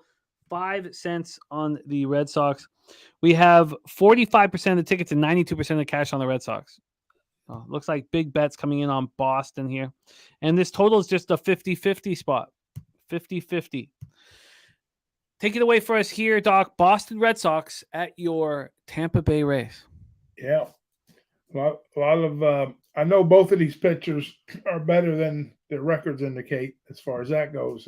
They're both winning pitchers, don't get me wrong, but I think both of them can at any time pitch a gem. Glasnow was lights out. Pavetta, he's always up and down, but he's solid. You know what I mean? He's a wily vet. So, and you got 2 lineups here that at any time could just destroy the ball. So, and then we're looking at the totals. To me, this game took on almost the same look as the last game we talked about with the Pods and the Phillies. With the pitching matchup and the lineups and whatnot. And you seen the total was almost like the same thing. I think we hit a 7.5. Now we're back to 8 again. So, I don't hate a first 5 under here, believe it or not, in this spot here. I think both pitchers can come out and throw pretty good early on. We know Glasnow is that's his forte, anyways. Pavetta, if his stuff looks good, he can do it too. I think a lot of these games they finish up with late heroics. I think it plays a little tight early on. I think the value is on the Red Sox, believe it or not. As much as longer term, I know the Braves bullpen's a little bit better. I know the Sox bullpen's shakier, but I think in this particular spot, though, I kind of lean Red Sox. But I think early on, I like the first 5 under here with Glasnow and Pavetta. I think they start a little bit better than last out here. So I think we get a good look on the under here, first 5. Let's take a look at that first 5 for you, Doc. We have it's sitting at 4, juice to the over, so we can get you that under 4 at plus 100. Yeah, I know Pavetta's numbers versus the Rays hitters. I think they're hitting like 214 out of the last 10 starts versus him. So that's another reason. Do you want to move on that first 5 under 4 plus 100? Yeah. Yeah, I'll do that. I'll take the first 5 under 4. All right, Ragoo is in. First 5 under 4 plus 100 available right now at Pinnacle. All right, let's move on. 6:40 p.m. Eastern. Shout out to our razor sharp picks who had the Marlins yesterday. Now 4 games over 500, 8 games over 500 at home, trying to make a late push for the wild card against the Dodgers, who I cannot say enough about this baseball team handling all these massive injuries. Imagine any other team in the league losing all these starting pitchers who could do it. I mean, look at the Guardians. They lost 3 starting pitchers. They got Quantrill back, so now 2, and they're 7 games under 500. This is a team that is 31 games over 500 and rolling. Now they've been dominant at Chavez Ravine. Get them on the road. They're 37 and 29. 1777 says Kershaw velocity down yesterday. Man, he's hurt again. And Lucas Ryan moving on Yelich and Reynolds, each with 2 or more bases. Shout out to our guy AOD. AOD always pumping us up and getting us revved up for capping. Respect. Sean Pulliam says Razor had Philly yesterday for Gambler's first glance. Really? Yeah, I can't remember. I know he went 3-0 and swept the board. Okay, Troy Torrance. Yes, my friend. We'll just quickly go over all action here. Reclaim James Ass Eater play today. Yokohama Dina Bay Stars. Just Darren is on Peralta over 7.5 Ks and Diamondbacks team total over 5.5. Ragoo and I stayed off the Brewers Pirates spot, although I was, if it wasn't for Falter, I was close to moving on the under. Ragoo's on the Twins first 5. Gifted Cartels on the Guardians money line. Big Booty Latina play of the day is the under 8.5 Minnesota Cleveland. I want to get in on a live over in Giants Cubs. The game starts in an hour and 52 minutes. I'll be watching it closely. I would love if Wicks I expect Wicks to look good early, even though that's not easy. And then if Alex Woods can do the same. DC Capper is on the Phillies money line. He's also on the Blue Jays minus 1.5. We stayed off Jays, A's. Ragoo's on the Rockies first 5 plus 170, and both Ragoo and I are on the first 5 under 5 in Colorado, Arizona. 94% of cash is on the over in that one, and the bullpens are, porous. Christian Walker over 1.5 bases for Rocco Roger. Walker over 1.5 bases and Walker homer. Then I'm on the first 5 under 4 in Philly, San Diego. Justin McElvey stacks play the day's Padres team total over 3.5. And Ron Crawford's on the Philadelphia Phillies as his spreadsheet play of the day. Ragoo just moved on the first 5 under 4 in Red Sox Rays, and you are up to date, my friend. LJ from H-Town on the Dodgers minus 1.5 and the over 9. I will copy and paste that. And Arthur Meade Jr., the lines will be up this afternoon, which is, I believe, a day early than what we usually have. I think they usually come, but maybe I'm wrong on that. But the lines are going to be up and live for our contests this afternoon. And please sign up. Please sign up for our Cappers contest. Let me pop it up here right now. We need, I know we'll get over 100, so we'll have over 10,000, but I want 200. I want $20,000 up for grabs for the Cappers contest here. And then we have the Survivor as well. And of course, don't forget our Cappers contest show every Thursday, 3 p.m. That is a members only show. All right, let's get back to this spot. Dodgers, Miami. Thankfully, LJ has got us rolling here on this spot on the Dodgers minus 1.5 in the over 9. We have Lance Lynn going up against JT Chargois, which means that it's a bullpen day here. A bullpen day. Arthur Meade Jr. says, where's Jose's mustache? Sadly, his internet went down, but he got a hotspot and set up the graphics for us. So at least we have that. We don't have him. I mean, we could, we don't have him, but we have his graphics, which is all we need, really, even though we love him. All right, here we go. Dodgers, Lance Lynn. Dodgers open up minus 153 to now minus 135. So we have 18 cents of movement against the LA Dodgers. That's a big move a really big move against the Dodgers. Wow. I have the first 5 total up. So let's go over to the full game here. We have it sitting at 9 juice to the under. This opened up at 8.5, and at 8:12 this morning, and 9:21 a.m. is when it moved to 9. So, it's not as big of a move as you'd think. The over 8.5 was heavily juiced, and then it moved to a 9 that's heavily juiced to the under. So it's a small move. The move to the Marlins is a big move. Oh, sorry, I didn't mean to do that. Sorry. Shoot, I didn't mean to delete your message. Sorry, AOD. That was I meant to have it up, and I can't change it.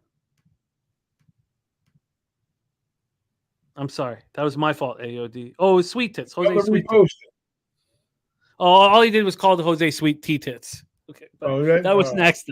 I would never refrain anybody from calling Jose Sweet T Tits, and I love you, AOD. Okay, back to this spot here. Lance Lynn versus Chargois. Let's take a look at the cash, because that's a pretty surprising move to the Marlins. And the total has 74% ticket, 75% of cash on the over. And on the money line, 46% tickets, 55% cash on the Marlins. Wow. Lance Lynn did not look good in his last start. He's not been good on the road this year. Now, he went up against the Braves, who are mighty. 4 1/3, 7 earned runs. On the road this year, now I know that he spent most of the year with the White Sox. Now he's over the Dodgers, but still the road's the road. 81 in the third innings, 5.75 ERA. He's allowed 22 home runs in those 81 in the third innings.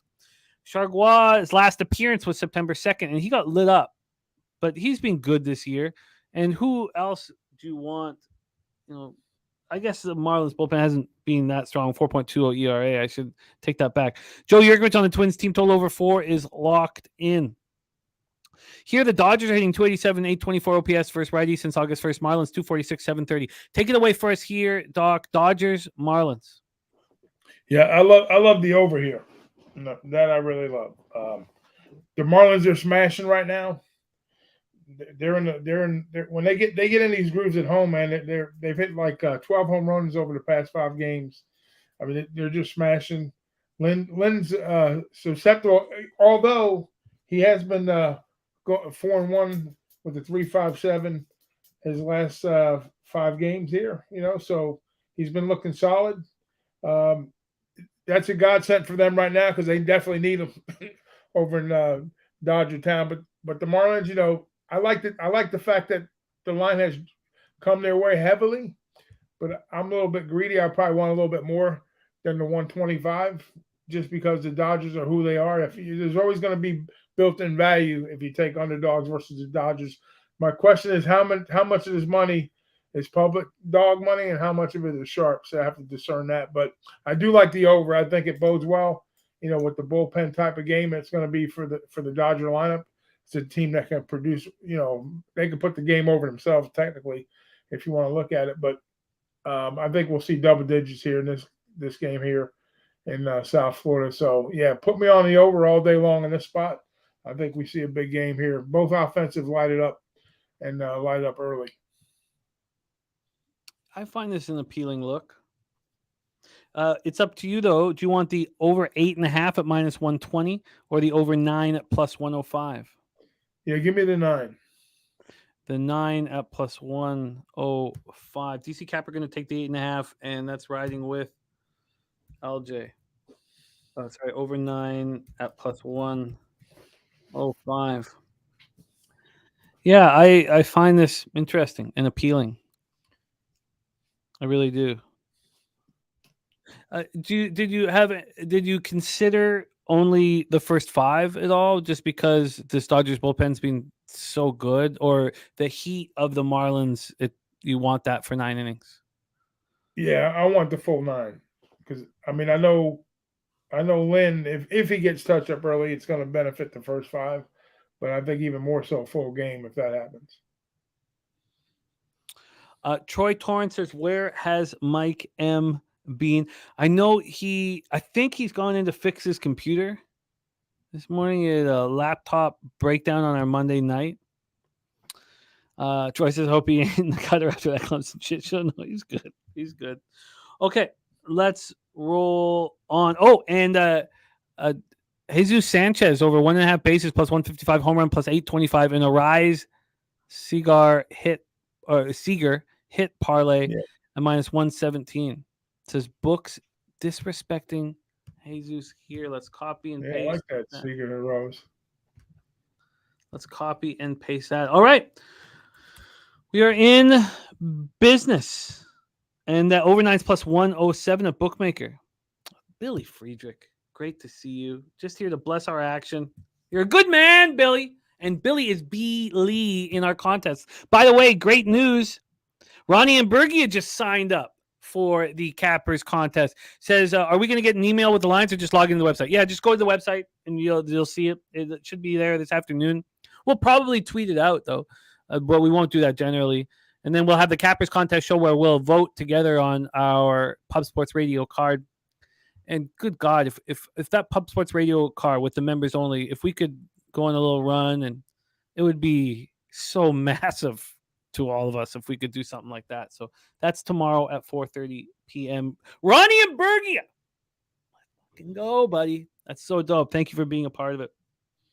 And Billy Friedrich saying, let's go. Everyone needs to join the Cappers contest and Survivor pool. Billy Friedrich, man, if you remember last year, he had a chance to cash the Survivor pool, and he was the lone guy left, and it ended up being a draw. He didn't get it that night, but he was such a class act and so much fun. Speaking of which, Billy, if you want to join us again on more live streams, please let us know, because it was really fun capping with you. You handled that with such dignity and class. That's not an easy thing. Not an easy thing. Okay. Let's roll on. Next up, we have 6:40 p.m. And I'm very interested in Ragoo's spot there on the over. Very interested. DC Capper on it too, and LJ on it as well. 6:40 p.m. Eastern. Seattle Mariners 77-61, 38-32 on the road at Cincinnati Reds 73-68, 35-36 at home. We're at Great American Ballpark in Cincinnati, Ohio. It's a very offensive situation in Cincinnati today. I mean, it often is. It is here, especially today. 88 Fahrenheit, 9.6 miles per hour, right to left, very, very slightly out, basically just right to left, between 9.6 and 7 miles per hour. And then when you get to Ballpark Pal, this is most offensive spot on the board, plus 37% home runs, plus 7% doubles and triples, and plus 20% runs here. But I mean that, Billy, let me know if you want to jump on live with us, because I'm hosting the Sundays and the Mondays. Mariners, Reds. Let's take a look at the line history here. Move over here. Take a look at this line history. We have Richardson versus Gilbert. The Mariners open up at -170. That was at 8:16 this morning. They moved to -168. Oh, that's Bet Chris. Sorry, and it stopped. Let's see what Pinnacle has done with it. And I really respect Bet Chris's movements. Bet Chris and Bookmaker working in unison. This is a little different. Seattle opened up at -161. They're now -164. So 3 cents of movement towards the Seattle Mariners. Let's pull up the total here for this one. And Pinnacle has dropped it to 9.5. That's interesting. This opened up at 10. There were 10.5s out there as well. And this has now moved to 9.5. So a move to the under despite the very offensive situation. Take a look at the cash flow for this spot. You have 31% of the tickets and 74% of the cash on the Reds. The line's not moving towards them. I guess it should be the other way around. You have 69% of the tickets on the Mariners. They're a public road favorite, but just 26% of the money, and the line's not moving towards them. I guess that's the smarter way of putting it. Then you have 72% of the tickets, 78% of cash on the over, and it's moved to the under.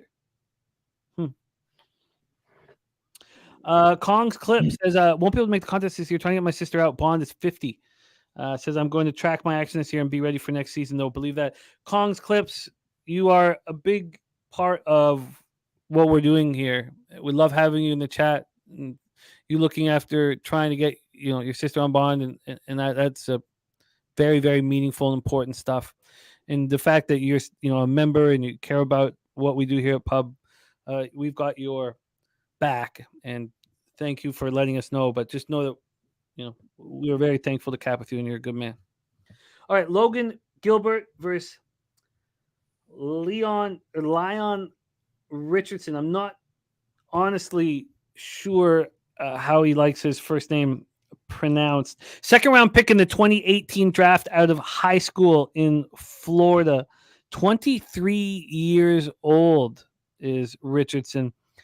He this year has gone from single A to Double-A to Triple-A, and now he's in the show. And he only threw 9 innings in Single-A. Then he threw 46 in Double-A. That's our best spot to kind of review him. A 2.15 ERA, 1.24 WHIP, 58 strikeouts in 46 innings. He only allowed 2 home runs in 46 innings. Then he went up to Triple-A. He had 3 starts in Triple-A, 10 innings. He allowed 4 earned runs, but 17 strikeouts in Triple-A. This guy could be really, really good. And there's Mike M in the house. Great to see you, Mikey, my man. Mikey. Here he is.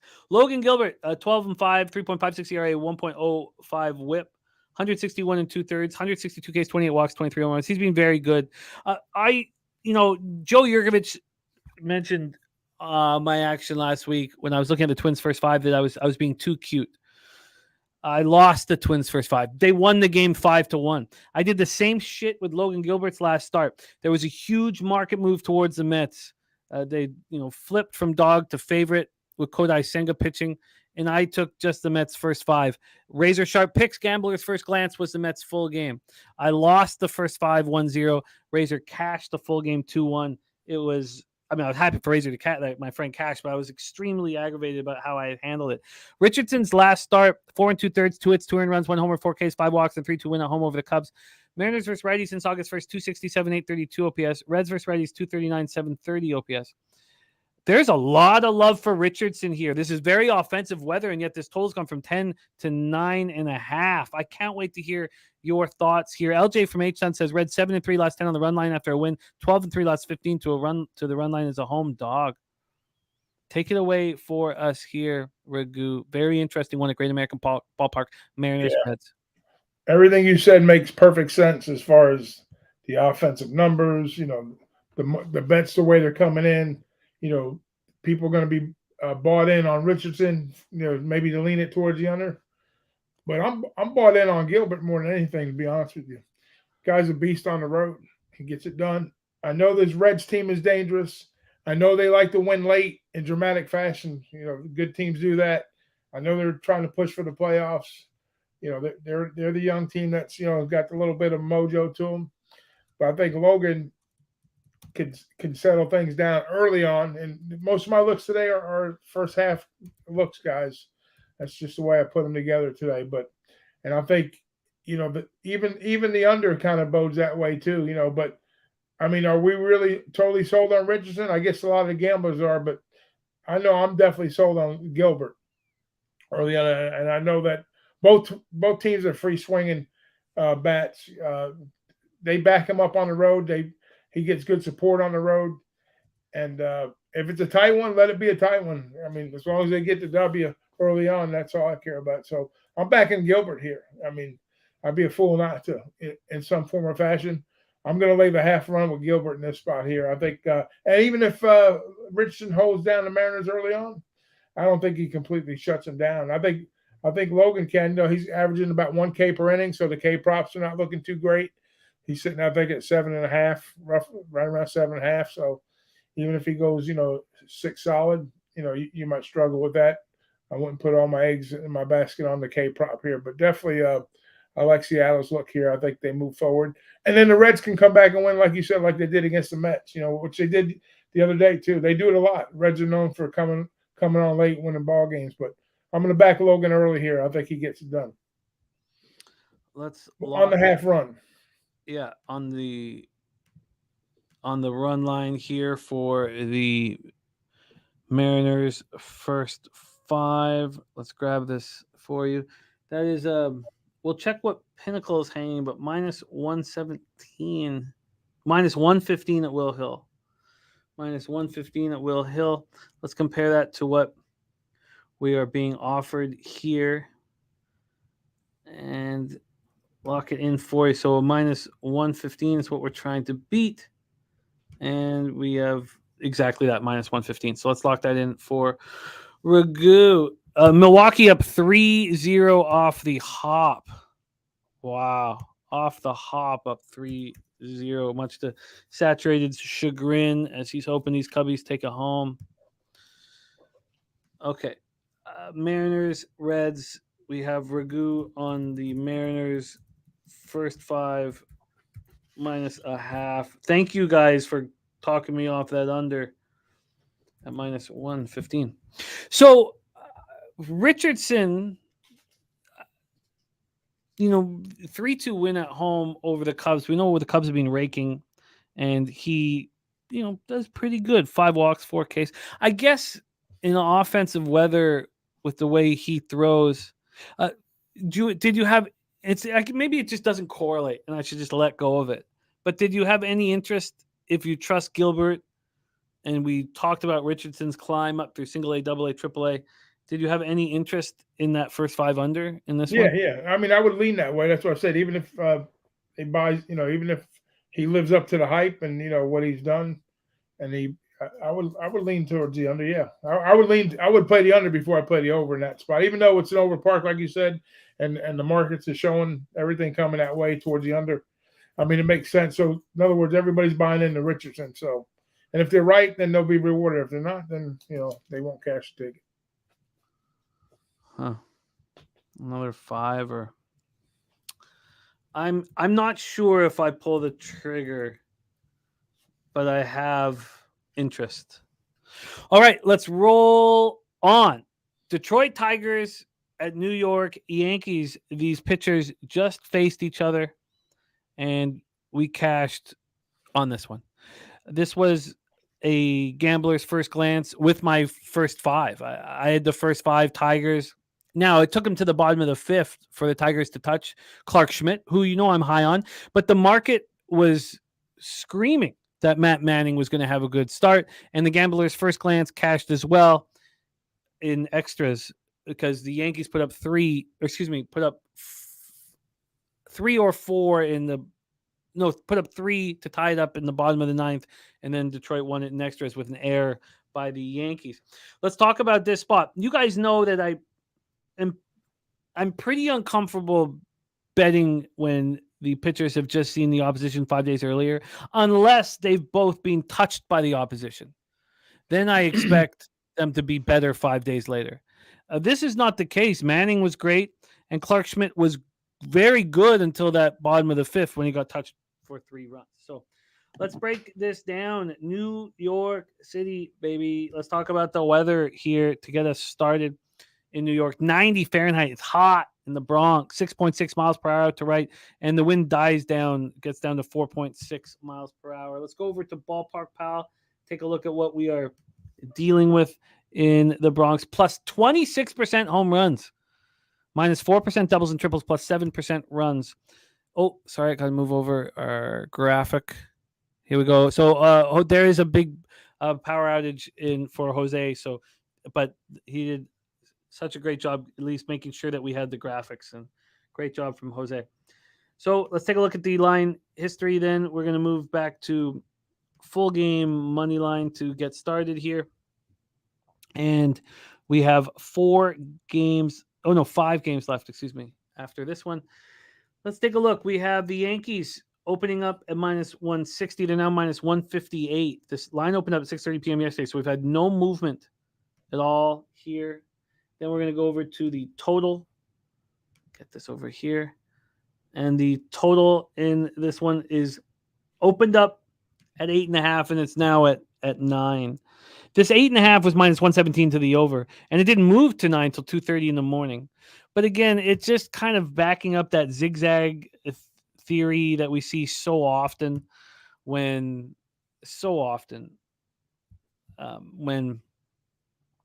the starters see the opposition again 5 days later. They're having a good start. People think they're going to be touched now. Let's take a look at the cash flow for this Yankees game. 70% of tickets are on the under, but just 23% of cash. That's a lot of money on the over. 30% of tickets, so it's not a public spot, but 77% of cash is on the under. That's really appealing to me. The Tigers have 47% of tickets and 98% of cash. We just saw that as well. That's really appealing to me. Joe Yurkovich says, can't fade the Yankees right now. Price is too rich. That's what my brother always says. Too rich. Let's talk about Matt Manning. He's been great. 3.62 ERA, 1.03 whip. first round draft pick. High hopes for this kid. 6 innings, 2 hits, no earned runs against the Yankees in that 4-3 win. On the road, 3.57 ERA. Just 6 home runs allowed over 45 in the third. I like Clark Schmidt. I don't think he's not an elite pitcher. I just think that he's a little bit better than the numbers indicate, and that gives us a little bit of an edge. And I've done well with them. At home, 3.91 ERA, 253 opponents batting average. Tigers are righties 256, 743 OPS. Yankees 202, 662. Now, those are numbers since August 1st, and if I did them more recently, I'm sure they'd be much higher. Tigers bullpen's been bad, 5.02 ERA. Yankees bullpen 3.33 ERA. These are two decent pitchers who just faced each other, but I get why people expect the offenses to like it in the hot weather in the Bronx, and I'm very interested in the over, even though I rarely pull the trigger when pitchers are facing the opposition second time in 5 days. Take it away for us, Doc. Your New York Yankees in action in the Bronx. Yeah, coming back with both these guys, like you said, Manning with the great start. Schmidt's numbers pretty good overall. I like the Yanks here. I rarely bet the Yankees, even though I'm a big fanboy of the Yanks. But today, I'm going to be on the Yankees. I like the lineup today for the Yankees to produce some runs here with LeMahieu, Judge, and Dominguez. I love this kid Dominguez. Matter of fact, I'm going to bet a prop on him today. It's my first prop I bet on a player in a while.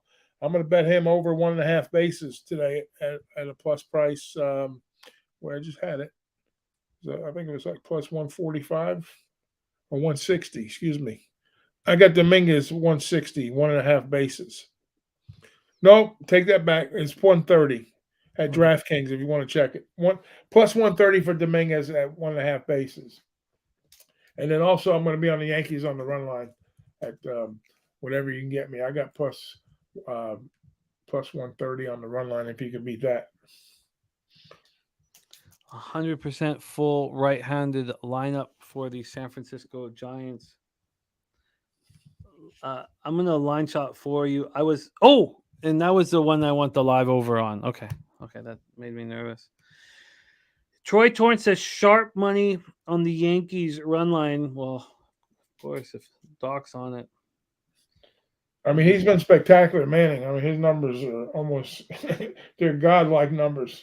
If you look at his past 4 starts, they've been unreal. But today, not so much, Manning. Back down to earth. Let's see what we can give you for the Yankees on the run line. Plus 126 at Pinnacle. Looks like our best line, and it is. Plus 126 for Doc. Minus 1.5 on T minus 1.5 at plus 126. And I am going to be on the over. What exactly will that end up being? Get an idea of what I'm looking to cash at. It's going to be a 9. Should be very low vig. Okay. Lucas Ryan leaning to the over 8.5. And Troy Torrance says 2% of the cash on the Yankees. It's a shock, sure. But you get Dominguez down for me for the 1.5 bases plus 130. Plus 130, yeah. There's only 4,814 tickets in, and if a syndicate, puts a big bet down on the Tigers, I can see with that small amount of tickets. Nutflush Allen says it wasn't long ago that Manning was not a bet for him on opponent's team total over. I've always been high on Matt Manning, but he did look bad out the gate, no doubt about it, and I'm sure you cashed a lot when he did. Let's move on. And Mike M says they'll only let him take Toronto up to minus 6.5. Let's move on. 7:05 p.m. Eastern. New York Mets 64-74, 29-41 on the road at the Washington Nationals. 62-77, 29-41 at home. Nationals Park in Washington, D.C. with Jose Butto going up against Yoan Adon. Let's take a look here. Troy Torrance says the books didn't move the line. I like this spot for the Yankees. Mets, Natties. Let's take a look at the weather first in D.C. 94 Fahrenheit. Hot. Feels like 97. 4.7 miles per hour in, but then it's out to left. Now it's very light. 4.2 miles per hour. Plus 9% homers, plus 12% doubles and triples, plus 12% runs. Going to the line history then. Next up, we'll start with the money line. I'm on the run line, so let's move over to the money line. See what we are dealing with here. We have the Nats sitting at plus 114. They opened up plus 111. So we have a 3 cents of movement to the New York Mets. And from a total side of things, we are sitting at 11 now. Pinnacle has moved it to 11. Bet Chris has moved it to 11. Some other books have been a little have been waiting. This didn't move to 11 until 10:45 this morning, but it didn't open till 8:12 a.m. So we have a move to 11. Hot offensive weather. Now 3-1 Milwaukee. Let's talk about, let's look at the cash before we talk about Budo. We have 32% of the tickets and 46% of the cash on the New York Mets and Jose Buto. And on the total, we have 91% tickets, 98% of cash on the over, and they've moved it to the over. Buto's last appearance, wasn't a start, was back in August 15th. Went 2 2/3, got touched for 3 earned runs. He's only thrown 14 2/3 this year, and he's walked 14 batters in 14 2/3. He's only struck out 10. Let's dive a little deeper into Jose Buto, the 25-year-old Venezuelan, and see what we are dealing with. This year in Syracuse, he's not been good. 3-7, 5.93 ERA, 1.63 WHIP. And does he have a walk issue in the minors? 49 walks. Yeah, he does too. 82 Ks, 49 walks over 91 innings. I can understand why people like the over here.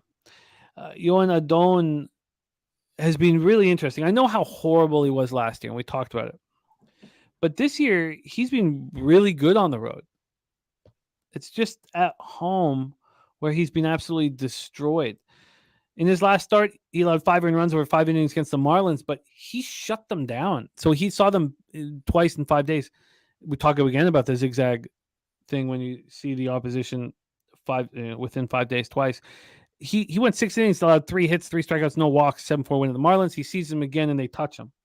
And then at home, he just gets destroyed. 15 innings, 16 earned runs. 323 opponents batting average. Mets aren't really hitting right now. 231, 718 OPS since August 1st. Nats 243, 699. Both bullpens are bad. A very, very high total, but maybe it gets there. Take it away for us here, Doc. Mets, Nats, in DC. Yeah, this is a game that I really didn't take a whole lot of interest in. I was looking at it from a run perspective. I thought the same thing at first glance with the over scenario. I know Adon's like 0 for 2 versus the Nats and his experience with them. And Budo, the limited work he's had, his walk problem. So I'd say this thing to me just is a straight up, lean on an overplay. But 10.5, you want to get there, you want to climb that ladder a little bit to get to 10.5. It'd probably be a sweat, but you can maybe see like a 6-5 type game here. Maybe even it'd be crazy to even think about a run line situation because there's so much vulnerability in both these pitchers here. And then once you get into the bullpens, forget about it. It'd be lights out there too. So I didn't have an interest in this one, so it was a pass for me. Yeah, it's not comfortable betting totals this high. But we probably should here. Yeah, I mean, it makes sense. It makes all the sense in the world to do it. Because I don't think you're going to get deep with either one of these pitchers, especially with Adon's situation, And then, like you said, Budo, you'll probably get 2, maybe 3 out of him, if that. It's hot. Both bullpens are. Nats has been much better than the Mets here. God, could I take an over 11 in Washington?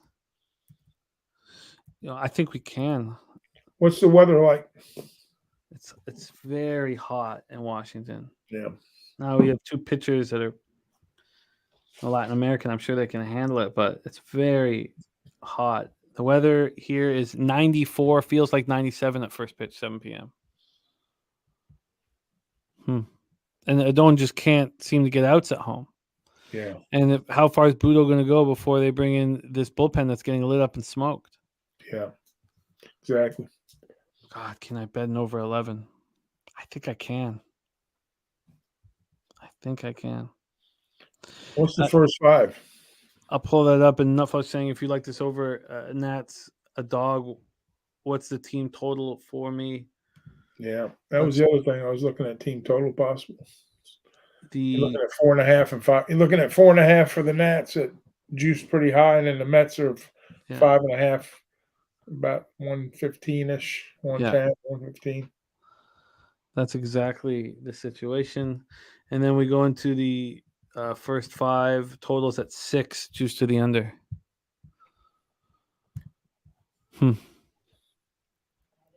I think there's just going to be a ton of runs today. I think Adone is better than what we saw last year, and 23 Ks, 7 walks, but he just can't seem to pitch at Nationals Park. That's such a high total. I think that outside of Coors, I believe that would be the highest total that I would have bet all year. Let's move on. I think I get there. Let's move on. 7:20 p.m. Eastern. St. Louis Cardinals 60-78, 29-38 on the road at the Atlanta Braves, 90-47, 44-23 at home. We're at Truist Park in Atlanta, Georgia. Dakota Hudson, who's been very good lately. We cashed that under in his last start so easily. Against Spencer Strider. And, we got to stop and really be consciously aware of what we're seeing with Strider. He's going to hit 300 strikeouts this year. It's such a rarity in today's baseball. And he's a special pitcher. 16-4, 3.56 ERA, 1.05 whip, 245 strikeouts and 159 in the third. Very, very special pitcher. Last start, he allows 4 runs over 6 innings. He was rolling. Then the Dodgers got to him. Still cashed the first 5, and they won the game 8-7. At home, he's been so good now, 3.79 ERA, but 130 strikeouts and 78 in the third, 193 opponent's batting average. Just a hell of a pitcher. Let's take a look at the weather here to get started.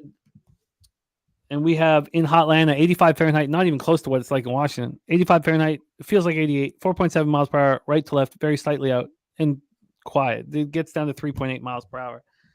Then we have plus 2% homers, plus 4% doubles, triples, plus 2% runs. So not extremely offensive here. Then we'll move over to the line history, both the total and the money line. From a money line perspective, we have a huge favorite in the Braves. They open at minus 270. They're now minus 301. They've crossed the, gotta put this up here.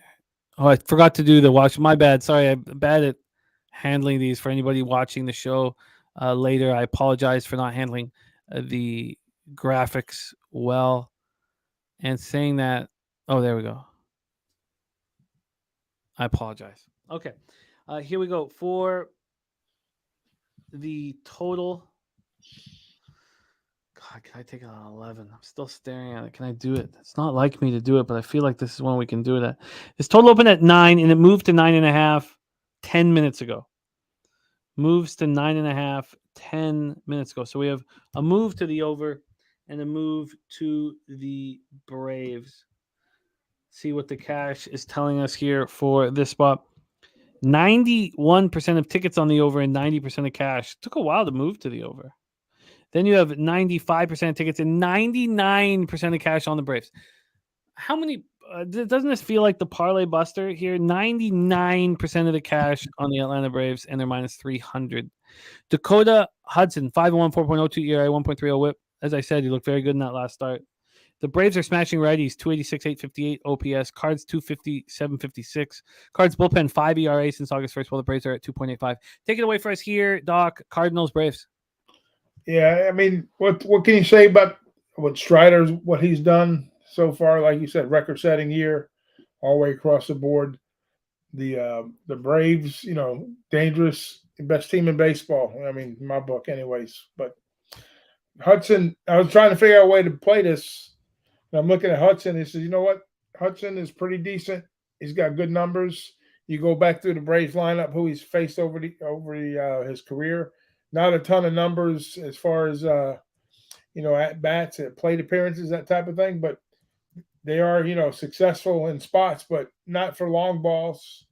So maybe a sneaky good little first 500 because you tie that in with Strider's performance, and if he has a halfway decent performance against the Braves early on, you might be looking at a pretty decent first 500 here Maybe you might be able to get a decent number. Possibly if you get like a 4.5, I'd jump all over that in a heartbeat with Hudson. I think the Braves will win, obviously, but they're going to win by margin, or they're going to win early too. So I think Hudson, a good outing by Hudson, puts me on the first 5 under here in this spot with Strider. Well, let's grab it for you because you'll be pleasantly surprised. 5s across the board. Yeah. And they're juiced to the over. So they think he's going to get touched up, huh? But anyways, yeah, give me that. I'll jump all over that. I think Hudson can hold them down the first 5. The Braves are the Braves. They're going to do what they're going to do. But I think, if I'm wrong, I'm wrong. But guess what? If I'm right, I get handsomely rewarded here, guys. So I think, and I wouldn't be afraid to sneak in a card spot here, maybe either. But I'll probably pass on that one. Just stick with the under. Yeah, I get the look.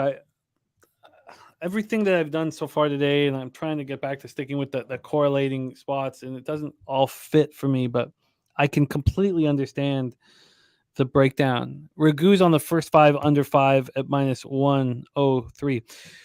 Mike M says, did someone say margin? Strider 7-0 to the over trend with a margin of 4.5 runs on that over. Wow. Even if the Braves go up 4-0, 5-0 is still cash. LJ from H-Town on the Braves run, Braves run line and the over 9 as well, saying Braves are 13-7 second game of home series, 5-1 at home on Wednesday versus the National League. DC Capper, thank you for checking out the Bankroll Blitz show. It means a ton to us, and I hope you can live so we can cap all those together. Jerry Beatty asking how you sign up for our Cappers contest. First off, thank you for asking and caring about it, and you just do it at our website, pubsportsradio.com. Just get over there. We know we're going to cross 100, so we'll have at least 10,000 up for grabs, but we want 20,000 and 200, and the Survivor contest is there as well. So please join us. And the show DC Capper about to watch is a Bankroll Blitz every Tuesday at 8 p.m. Eastern with Troy Torrance. And it was really, really enjoyable to work with him.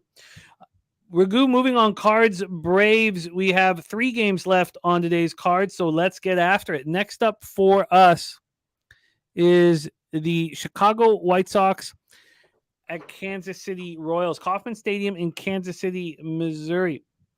We have a free bet spot for Morgan Spooner, and he's on a plus 1,200 parlay. Cubs, Twins, Jays, Mariners, Orioles. Eric Jones says, no lie, my model has Braves 5-2. That makes sense. I get it. Jeffrey Moore says, my brother just put 50 on it. I love it. Let's go for a score, baby. Shout out to Jeffrey and his brother. Respect. Okay. Let's roll. White Sox, Royals, Kauffman Stadium in Kansas City, Missouri. Royals playing a lot better at home now, 26-45, only 44 wins on the year. And what a train wreck these Chicago White Sox are. But DC Capper going to back them and Tuki Toussaint. DT also looking at the White Sox money line. Let's go. White Sox, Royals. Let's start with the weather here in KC. Over here. 80 Fahrenheit, 9 miles per hour left to right. Slightly in and dies down to 5, slightly in left to right. Kauffman Stadium is minus 27% home runs today, but plus 13% doubles and triples, plus 4% overall. Line history wise, money line wise, we're sitting here with Jordan Lyles, a pitcher that's 4-15 with a 6.29 ERA as the favorite. Open up minus 118. There had been a move towards the White Sox. It's now a very slight move to the Royals. So 1 cent of movement, basically no movement towards the Royals. Let's take a look at the total here in this one. The first 5 is sitting at 5, juice to the over, pretty heavy juice to the over, and so much so that BetChris has moved it to 5.5. So imagine this full game total is moving as well. Opened up at 9.5, now sitting at 10. This 10 is juiced to the under. And the first time it moved to 10, it dropped again back to 9.5. So that's happened a couple times here. Sean Pulliam looking at the over. And DT saying Christmas Tree Lyles. Let's go. Tuki Toussaint versus Jordan. Oh, we didn't look at the cash. Sorry, make sure I do that here. Due diligence. 30% of the tickets on the Royals, but 74% of the cash. It's not a big deal. Market's not moving towards them. From the total side of things, 89% of tickets are on the over, but just 58% of cash. Sharp money is on this under. Not enough to move it back to 9.5, but it was the first time. The first time it went to 10, Sharps pounded the under and went back to 9.5. But then the public has moved it back to 10 once again. 89% of tickets are on that over, but just 58% of cash. That's a red flag to me for the over. Touki Toussaint coming off a good start, 4-2 loss at home versus the Tigers. He went 5 1/3, allowed 3 earned runs, 6 Ks, and 2 walks. He struggled a bit on the road this year. 5.64 ERA. It's the K to walk. It's always been his problem.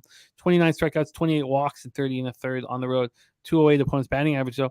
Jordan Lyles coming off a great start at home, and now he's got back-to-back home starts here. 8 innings, 2 earned runs. It was a thing of beauty. 7 strikeouts, no walks.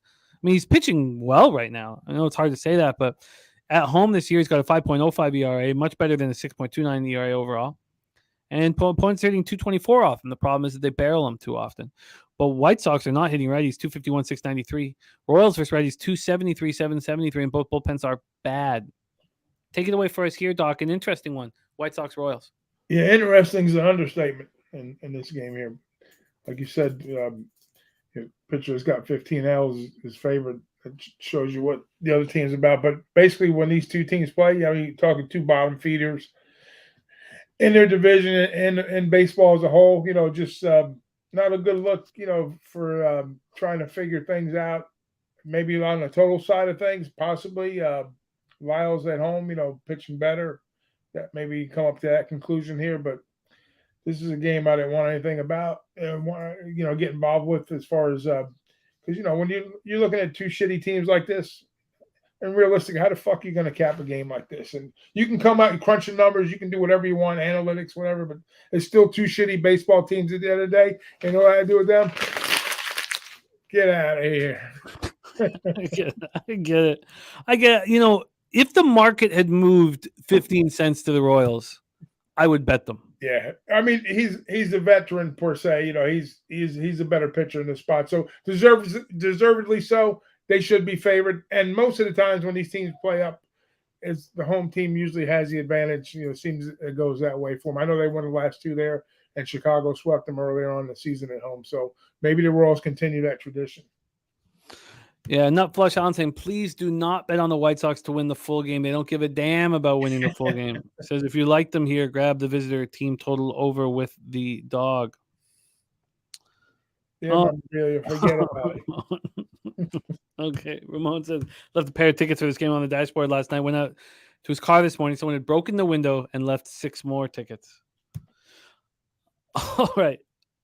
Look, if the market had moved towards the Royals with 30% of the tickets and 75% of the cash or whatever it is, I would bet them. I think Lyles is pitching better this year. I think there's value with him, but I want Lyles as a dog. I'm just not going to. I mean, he was a perfect spot to bet him in his last start against the Red Sox. All right, let's move on. 2 games left on the board, 8:05 p.m. This is the big one. Oh, let's get over here. The Houston Astros at Texas Rangers. Once teammates this year, now rivals in the great state of Texas. Globe Life Field in Arlington, Texas. It is hot. I'm just guessing. We know the rules for the roof in Texas. If it's over 80, it's closed, and it feels like 106 at first pitch. Jeffrey Moore says, my Astros breaking out the broom. I would love to see that. They're an important part of my futures. Now, nothing close to what the Orioles are, but I've got futures on the Astros to win the division. Let's take a look at the line history here for this one. And I find, and I've talked about this often, I don't think there's any sport that's so easy to romanticize than baseball. It's just such a, whether you're reading a Kinsella book or what, it's very easy. And you have Verlander versus Scherzer up against each other, and you want to imagine them shoving. And yet this total has moved towards the over. There was also a move towards Scherzer, which I was surprised about. This opened up Texas minus 113. The Rangers are now minus 132. Is that Cappers just not believing that they're going to get swept? This total is sitting at 8.5 right now. It opened at 8.5, juice to the under, which is where I thought it was going to go. There was a big move to the over, and it got up to 9. It was 9. Now it was plus 106 to the over, but it got up to 9 when I was looking at it. Back to 8.5, back to 9, back to 8.5. It's pretty strange. You have to think that people want to imagine these guys playing well. Eagles money line spread says Rangers don't have the guts. The Trill OG play of the day is in Astros Rangers under 8.5. Says Astros 19-3-1 last 23 to the under in third game of the series when not a minus 175 or more fave. Wow, that's a great stat, LJ. Let me copy and paste that. That's not all. Not only do we have the Trill OG play of the day, but we also have the Trill OG prop of the day. That's Corey Seager over 1.5 bases. Corey Seager over 1.5 bases. Pop that in. So we have the Trill OG play of the day. That's the under 8.5. And we have Corey Seager over 1.5 bases. Corey Seager now 16-4 to the over 1.5 bases, coming off a no-hit game. He hasn't had back-to-back no-hit games all year. Shout out to our guy, LJ from H-Town.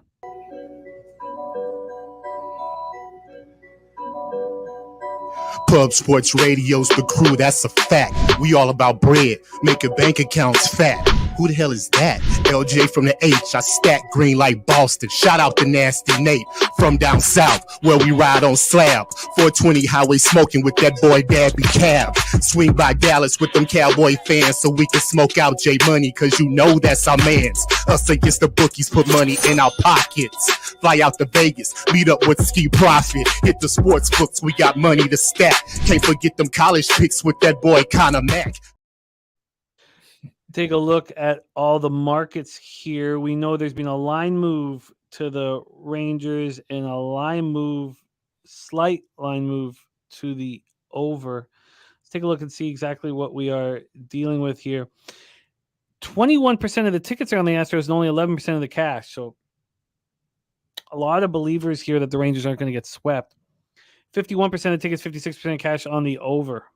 This is very interesting game. Verlander had been pitching lights out until that last start at home versus the Yankees, and the Yankees touched him for 6 earned runs over 6 innings, 3.34 ERA, 1.18 whip. On the road, he's not been as good this year, 4.02 ERA. Now, he's only allowed 5 home runs over 56 innings, but ERA over 4. Then you have Maximus Scherzer, last start, thing of beauty.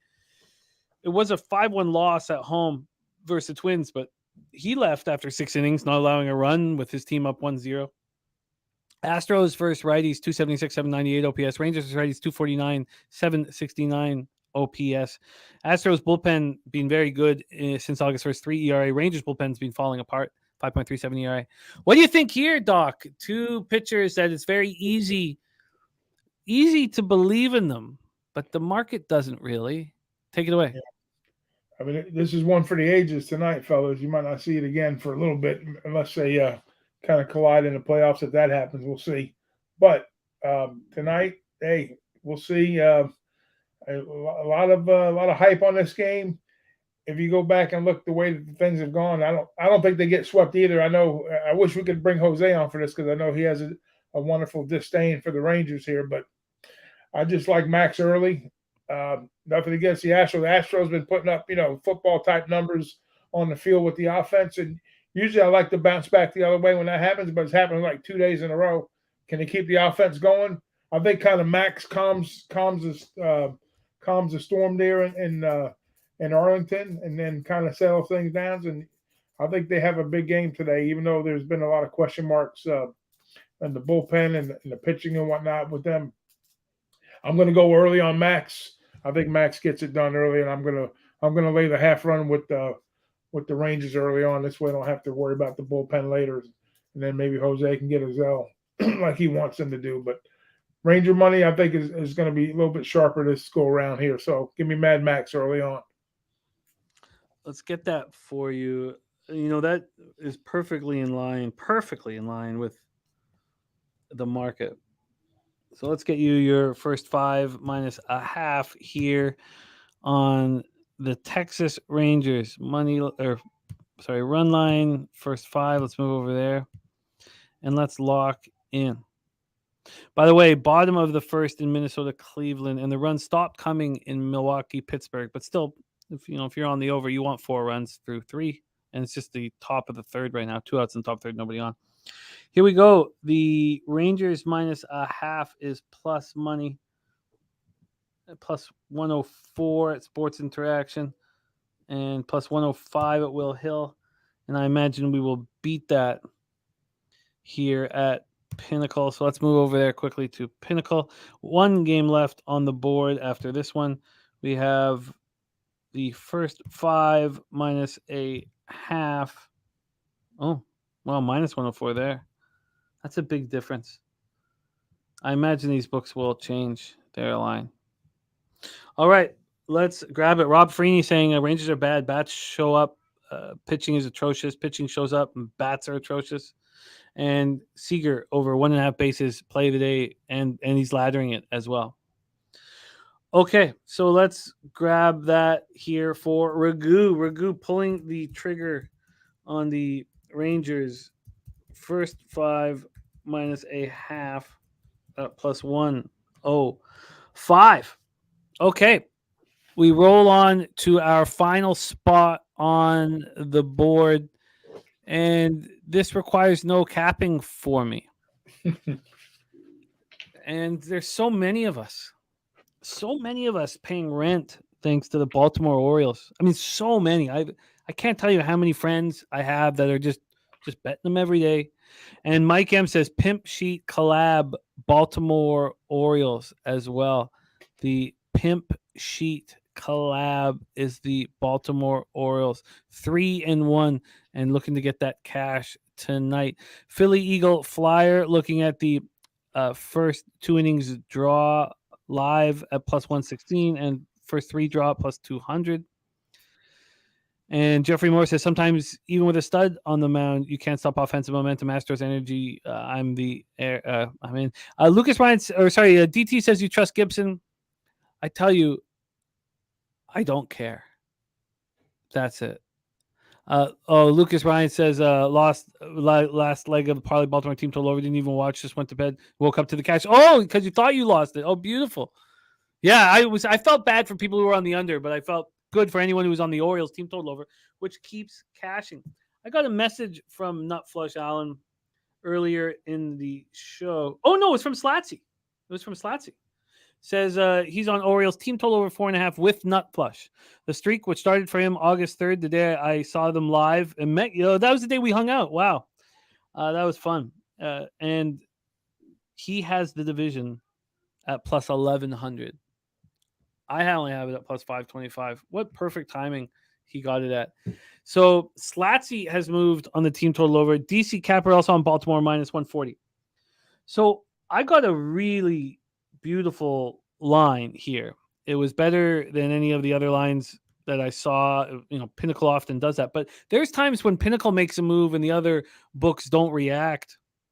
I got minus 122 on the money line. I didn't even have to take them on the minus 1 line. If I took them on the minus 1 line at the time at Bet365, it was a plus 100 spot. And I got to go with the win. DT going to take the Angels minus 1. And Eagles money line spread says those burning through the bullpen. I'm concerned today. Their closer didn't go. Their closer didn't go. Nufflashan says there's a huge spots in sports betting when you can find the trend and you have to stick with it. Example, the Rockets team total, the opponents to the Rockets team total over. This has been, I'm very, very, very thankful to the Baltimore Orioles. And when they win the division, I will be even more thankful. And yeah, do you want to trust Kyle Gibson? I mean, he's going out there every 5 days. LJ from H on Orioles minus 1.5. If there was something wrong with them, I mean, this is a savvy veteran pitcher. And Patrick Sandoval got lit up and smoked in his last start against the A's, who barely hit lefties. This is an Angels team that's given up, except for Hoppy and a couple other guys who really care about the opportunity. LJ says Orioles 14-6 in the third game of a road series. The Orioles are hitting 279, 788 OPS versus lefties. So, look, do I want? What's working is not capping. Just betting them every day, regardless of where the sharp money or where whatever. Who cares? Let's take a look at the weather here in LA. 75 Fahrenheit, 8.3 miles per hour out. This is our last game on the card. What a pleasure and honor it is to get the chance to cap an entire card with our guy, the legend, the Big Ragoo. Let's take a look at the ballpark pal expectations of Angel Stadium. Plus 10% homers, minus 8% doubles and triples, and even money. This last night was just, I was sitting there going, look at these guys. They're so professional. Did you see that the 10th inning? 3 ground ball outs. Move the runner, cash the runner, win the game. 3 ground ball outs. I mean, it's just, God, this team is special. Let's take a look at their line history here. And to answer your question, DT, if I was capping this game, maybe I stay off of it, but not here, not now. I got the Orioles at minus 122. Also, my Pinnacle account has now got some strength behind it because of the Orioles. Just trying to build that account back up after I put that initial 1.5K in it. This opened up minus 120 at 8:10 p.m. It's now at minus 135. So we've had a legit 15-cent move over to Baltimore. And I know it's a very public play, but if you're on a public play, you want to see the market at least move in that direction. That's what's happened here. This total has moved to 9 at Pinnacle. There's juiced 8.5. This opened up at 8.5, and it moved to 9 at 119 this morning. Now this is juiced to the under and plus money to the over at 9, so it's not a huge move. Go over to the cash flow for our final game here on the board. You have 97% of the tickets and 99% of the cash on the Baltimore Orioles. What could go wrong? DT, I would never bet this. But just take the capping out of it and trust a hot team. 88% of tickets on the over 9. And no cash flow at this point. Yeah, Kyle Gibson's looked bad in his last 2 starts, but he's been an innings eater on the road. He knows he's got one job to do today. Eat up innings. He's not going to try for strikeouts. He's not going to try to be perfect. It's a bad team. If they put the ball in play. Patrick Sandoval coming off a bad start. He's been disappointing this year. He's been bad at home, 4.45 ERA. Now he's only allowed 6 jacks, but he's just, 272 opponents batting average. I already told you what the Orioles are doing versus lefties. Angels versus righties, 224, 673. Orioles bullpen's taxed, yes. But their closer's ready to go. And honestly, I don't care. Take it away for us, Doc. Final game on the board, Orioles, Angels. Yeah. I mean, the Orioles all season long, right, man? It should have been a strong indication, and props to you for making that win total play early on before the season started. This is a team that I've been touting for years with on the show with the run line for the past couple of years. Even going forward this year, it's been a profitable situation. I'm mad at myself because I didn't get involved with them as early as you guys did with the streak and whatnot. But I'm a streak player also. But I mean, this team going forward, I mean, you can't say enough about them. What really put it together for them was their bullpen. Always good young talent, solid, great, good bullpen, and moving forward. Congrats to these guys because they're going to win the division going away. No one's catching them, and I think they get another W here today. I don't like being very public, but like you said, the way you played it was perfect. You just keep auto playing them, auto betting them, and takes the cap away from it. But if you have to look at the game itself, there are some little intricacies in the game here. With Baltimore, not owning them, but having an edge up on them in the series so far. When they played them, and I think they continue that on here. Even though it's probably the second, 2 series, they don't play the West Coast teams a whole lot, so twice a year, and this is the second time around. They'll probably close out in another W in the series here. So yeah. I don't hate it. I'm not going to be on it. I'm going to cheer you guys on. But it seems like it almost too good to be true type play at the cheap price here. I mean, I know it's climbed up a little bit, but still, it still presents a little value in my book. even at the 136. You know, the better number got away early, but I won't chase it. But I think Baltimore's a side, so I definitely in Baltimore here. I know that most of the chat does too. Yeah, it's very, very enjoyable. Nutflush says, funny part only OGs will remember is when Jimmy wanted to bet Baltimore years back when they were absolutely dumpster fire. I lost a lot of money on them. I'm getting it back now. Line tickets with them a lot. They play a lot of close games. Yeah. DC says, I got the WNBA game of the night side and total. Well, let us know, DC. Let us know. All right, let's review all action here on Betting with the Bag Wednesday show.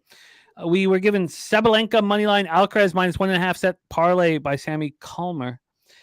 From Clint, his third 5-unit max bet, Tai Tuivasa +210.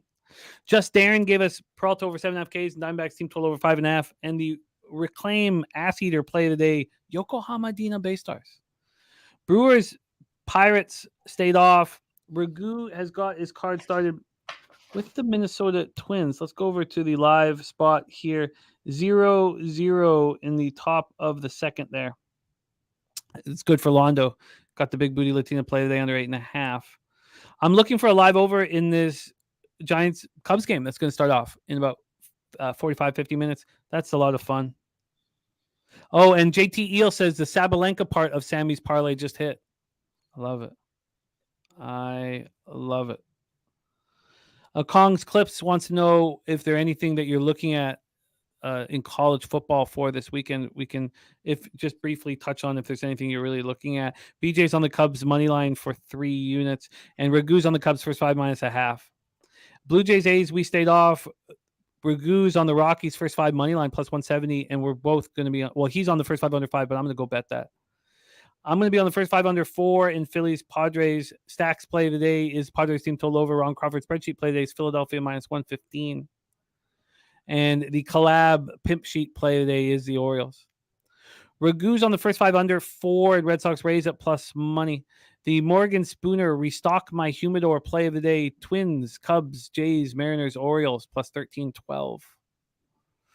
Rocco Rogers using Jesus Sanchez over 1.5 bases +155, a home run +825, and in a rise Corey Seager parlay at -117. Ragoo's on the over 9 at +107, and Dodgers Miami. I'm joining him. LJ from H-Town's on the Dodgers -1.5 and the over 9. I expect to move on the first 5 under 5 in Seattle, Cincinnati, but I want to look at it a little more. It's the only one that I could leave off at this point. Ragoo's on the Mariners first 5 -0.5 -115. He's on Dominguez over 1.5 bases at +130. Yankees -1.5 +126. Another over for me. I've not bet many overs this year. I've got a few of them on my card today. On the over in Tigers, Yankees. Pitchers just faced each other. I'm going to be on the over 11 in Mets, Nats. Ragoo's on the first 5 under 5 in Cardinals, Braves. We stayed off of White Sox, Royals. Trilogy play today is Astros, Rangers under 8.5. Trilogy prop of the day is Corey Seager over 1.5 bases. So Rocco and Corey riding together. Ragoo's on the Rangers first 5 -0.5 at +105. Rocco Rogers on the Mountcastle RBI +195. Mountcastle home run at +500. I'm on the Orioles at -122. The best line I barely missed was 2 cents better. And that is our show for today. Thank you guys for supporting us here, and thank you for everyone who signed up for the Cappers contest. I can't wait to talk about us going up against each other on our show here every day, and then on our Thursday Cappers contest show. It makes it so much more fun when you're friends with the guys that you're competing with. It's really, really enjoyable. So thank you to all who have done that. Kenny Ken looking at Seattle team total first 5 over. Thank you, Justin McElvey. Thank you, Londo, Sharon Pulliam, Jeffrey Moore. Says he got Twins first on my line, so 1-0 Twins would be nice for Jeffrey Moore. Shout out to your brother too, Jeffrey. Thank you guys for both watching.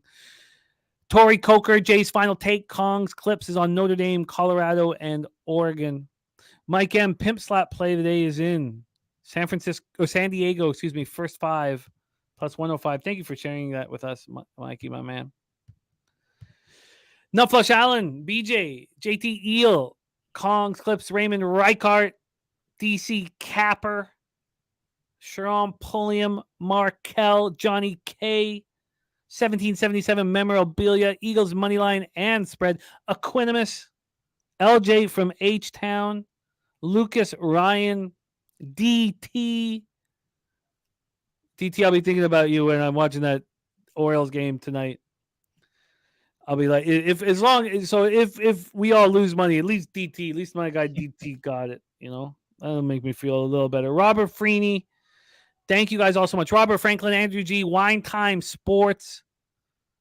We have nothing without you. Ramon Scott, Troy Torrance. Truly, you guys are the ones that make this show special. I did move to Orioles to Angels. And Ragoo, what an honor it is for everybody in the chat to get to watch you work and for me to get to work with you. I'm so thankful for it. Oh, I haven't asked, and I hate to put you on the spot like this, but can you be on our very first NFL pub? Yeah. Okay. Yeah, I'll be happy. Our inaugural champ and fourth place last year. So sign me up. I'll be on. Beautiful. I will lock you in on that. Is there anything in college football that has caught your attention? Yeah, I got one little play on college right now. I'm looking at the A&M Miami game. I like the first half under in that spot there. In the first half under, let's see what we got here. We're looking at 26.5 Miami, Texas A&M. And then I got a pro play for, I think, the opener for Thursday night too. Oh, beautiful! I'm going to be on the Lions team total over 24. Oh, I love it. Next offensive line in football pushes around, the world champs a little bit early on. They make their adjustments, but I think the game goes over too, full game over too. But I'm not on it. I'm going to be on the Lions team total over. I was thinking about taking the side, but you can't bet against Mahomes. He's the new Brady. Don't bet against Mahomes. That's all I got to tell you. I did bet against him. I did bet against him. It's down to 4.5 now with Kelsey out. Oh, that's true, right? Kelsey too. That's right. So I love it. That team's amazing. It really is. They get the best. They get what I think is the best coach in football, Andy Reid. Yeah. No, he's a great coach. Terrible father. Yeah. Great coach, terrible father. Ragoo, my man, I'm going to close out the show, and I have to do handle the thing. So could you close it up for us? Could you say our final words, bless our action, and send into the Listen, future? guys, we know what we do in this chat. We know what we do week in, week out. We work together to beat the books. But most of all, Leche, a los bookmakers. Let's go.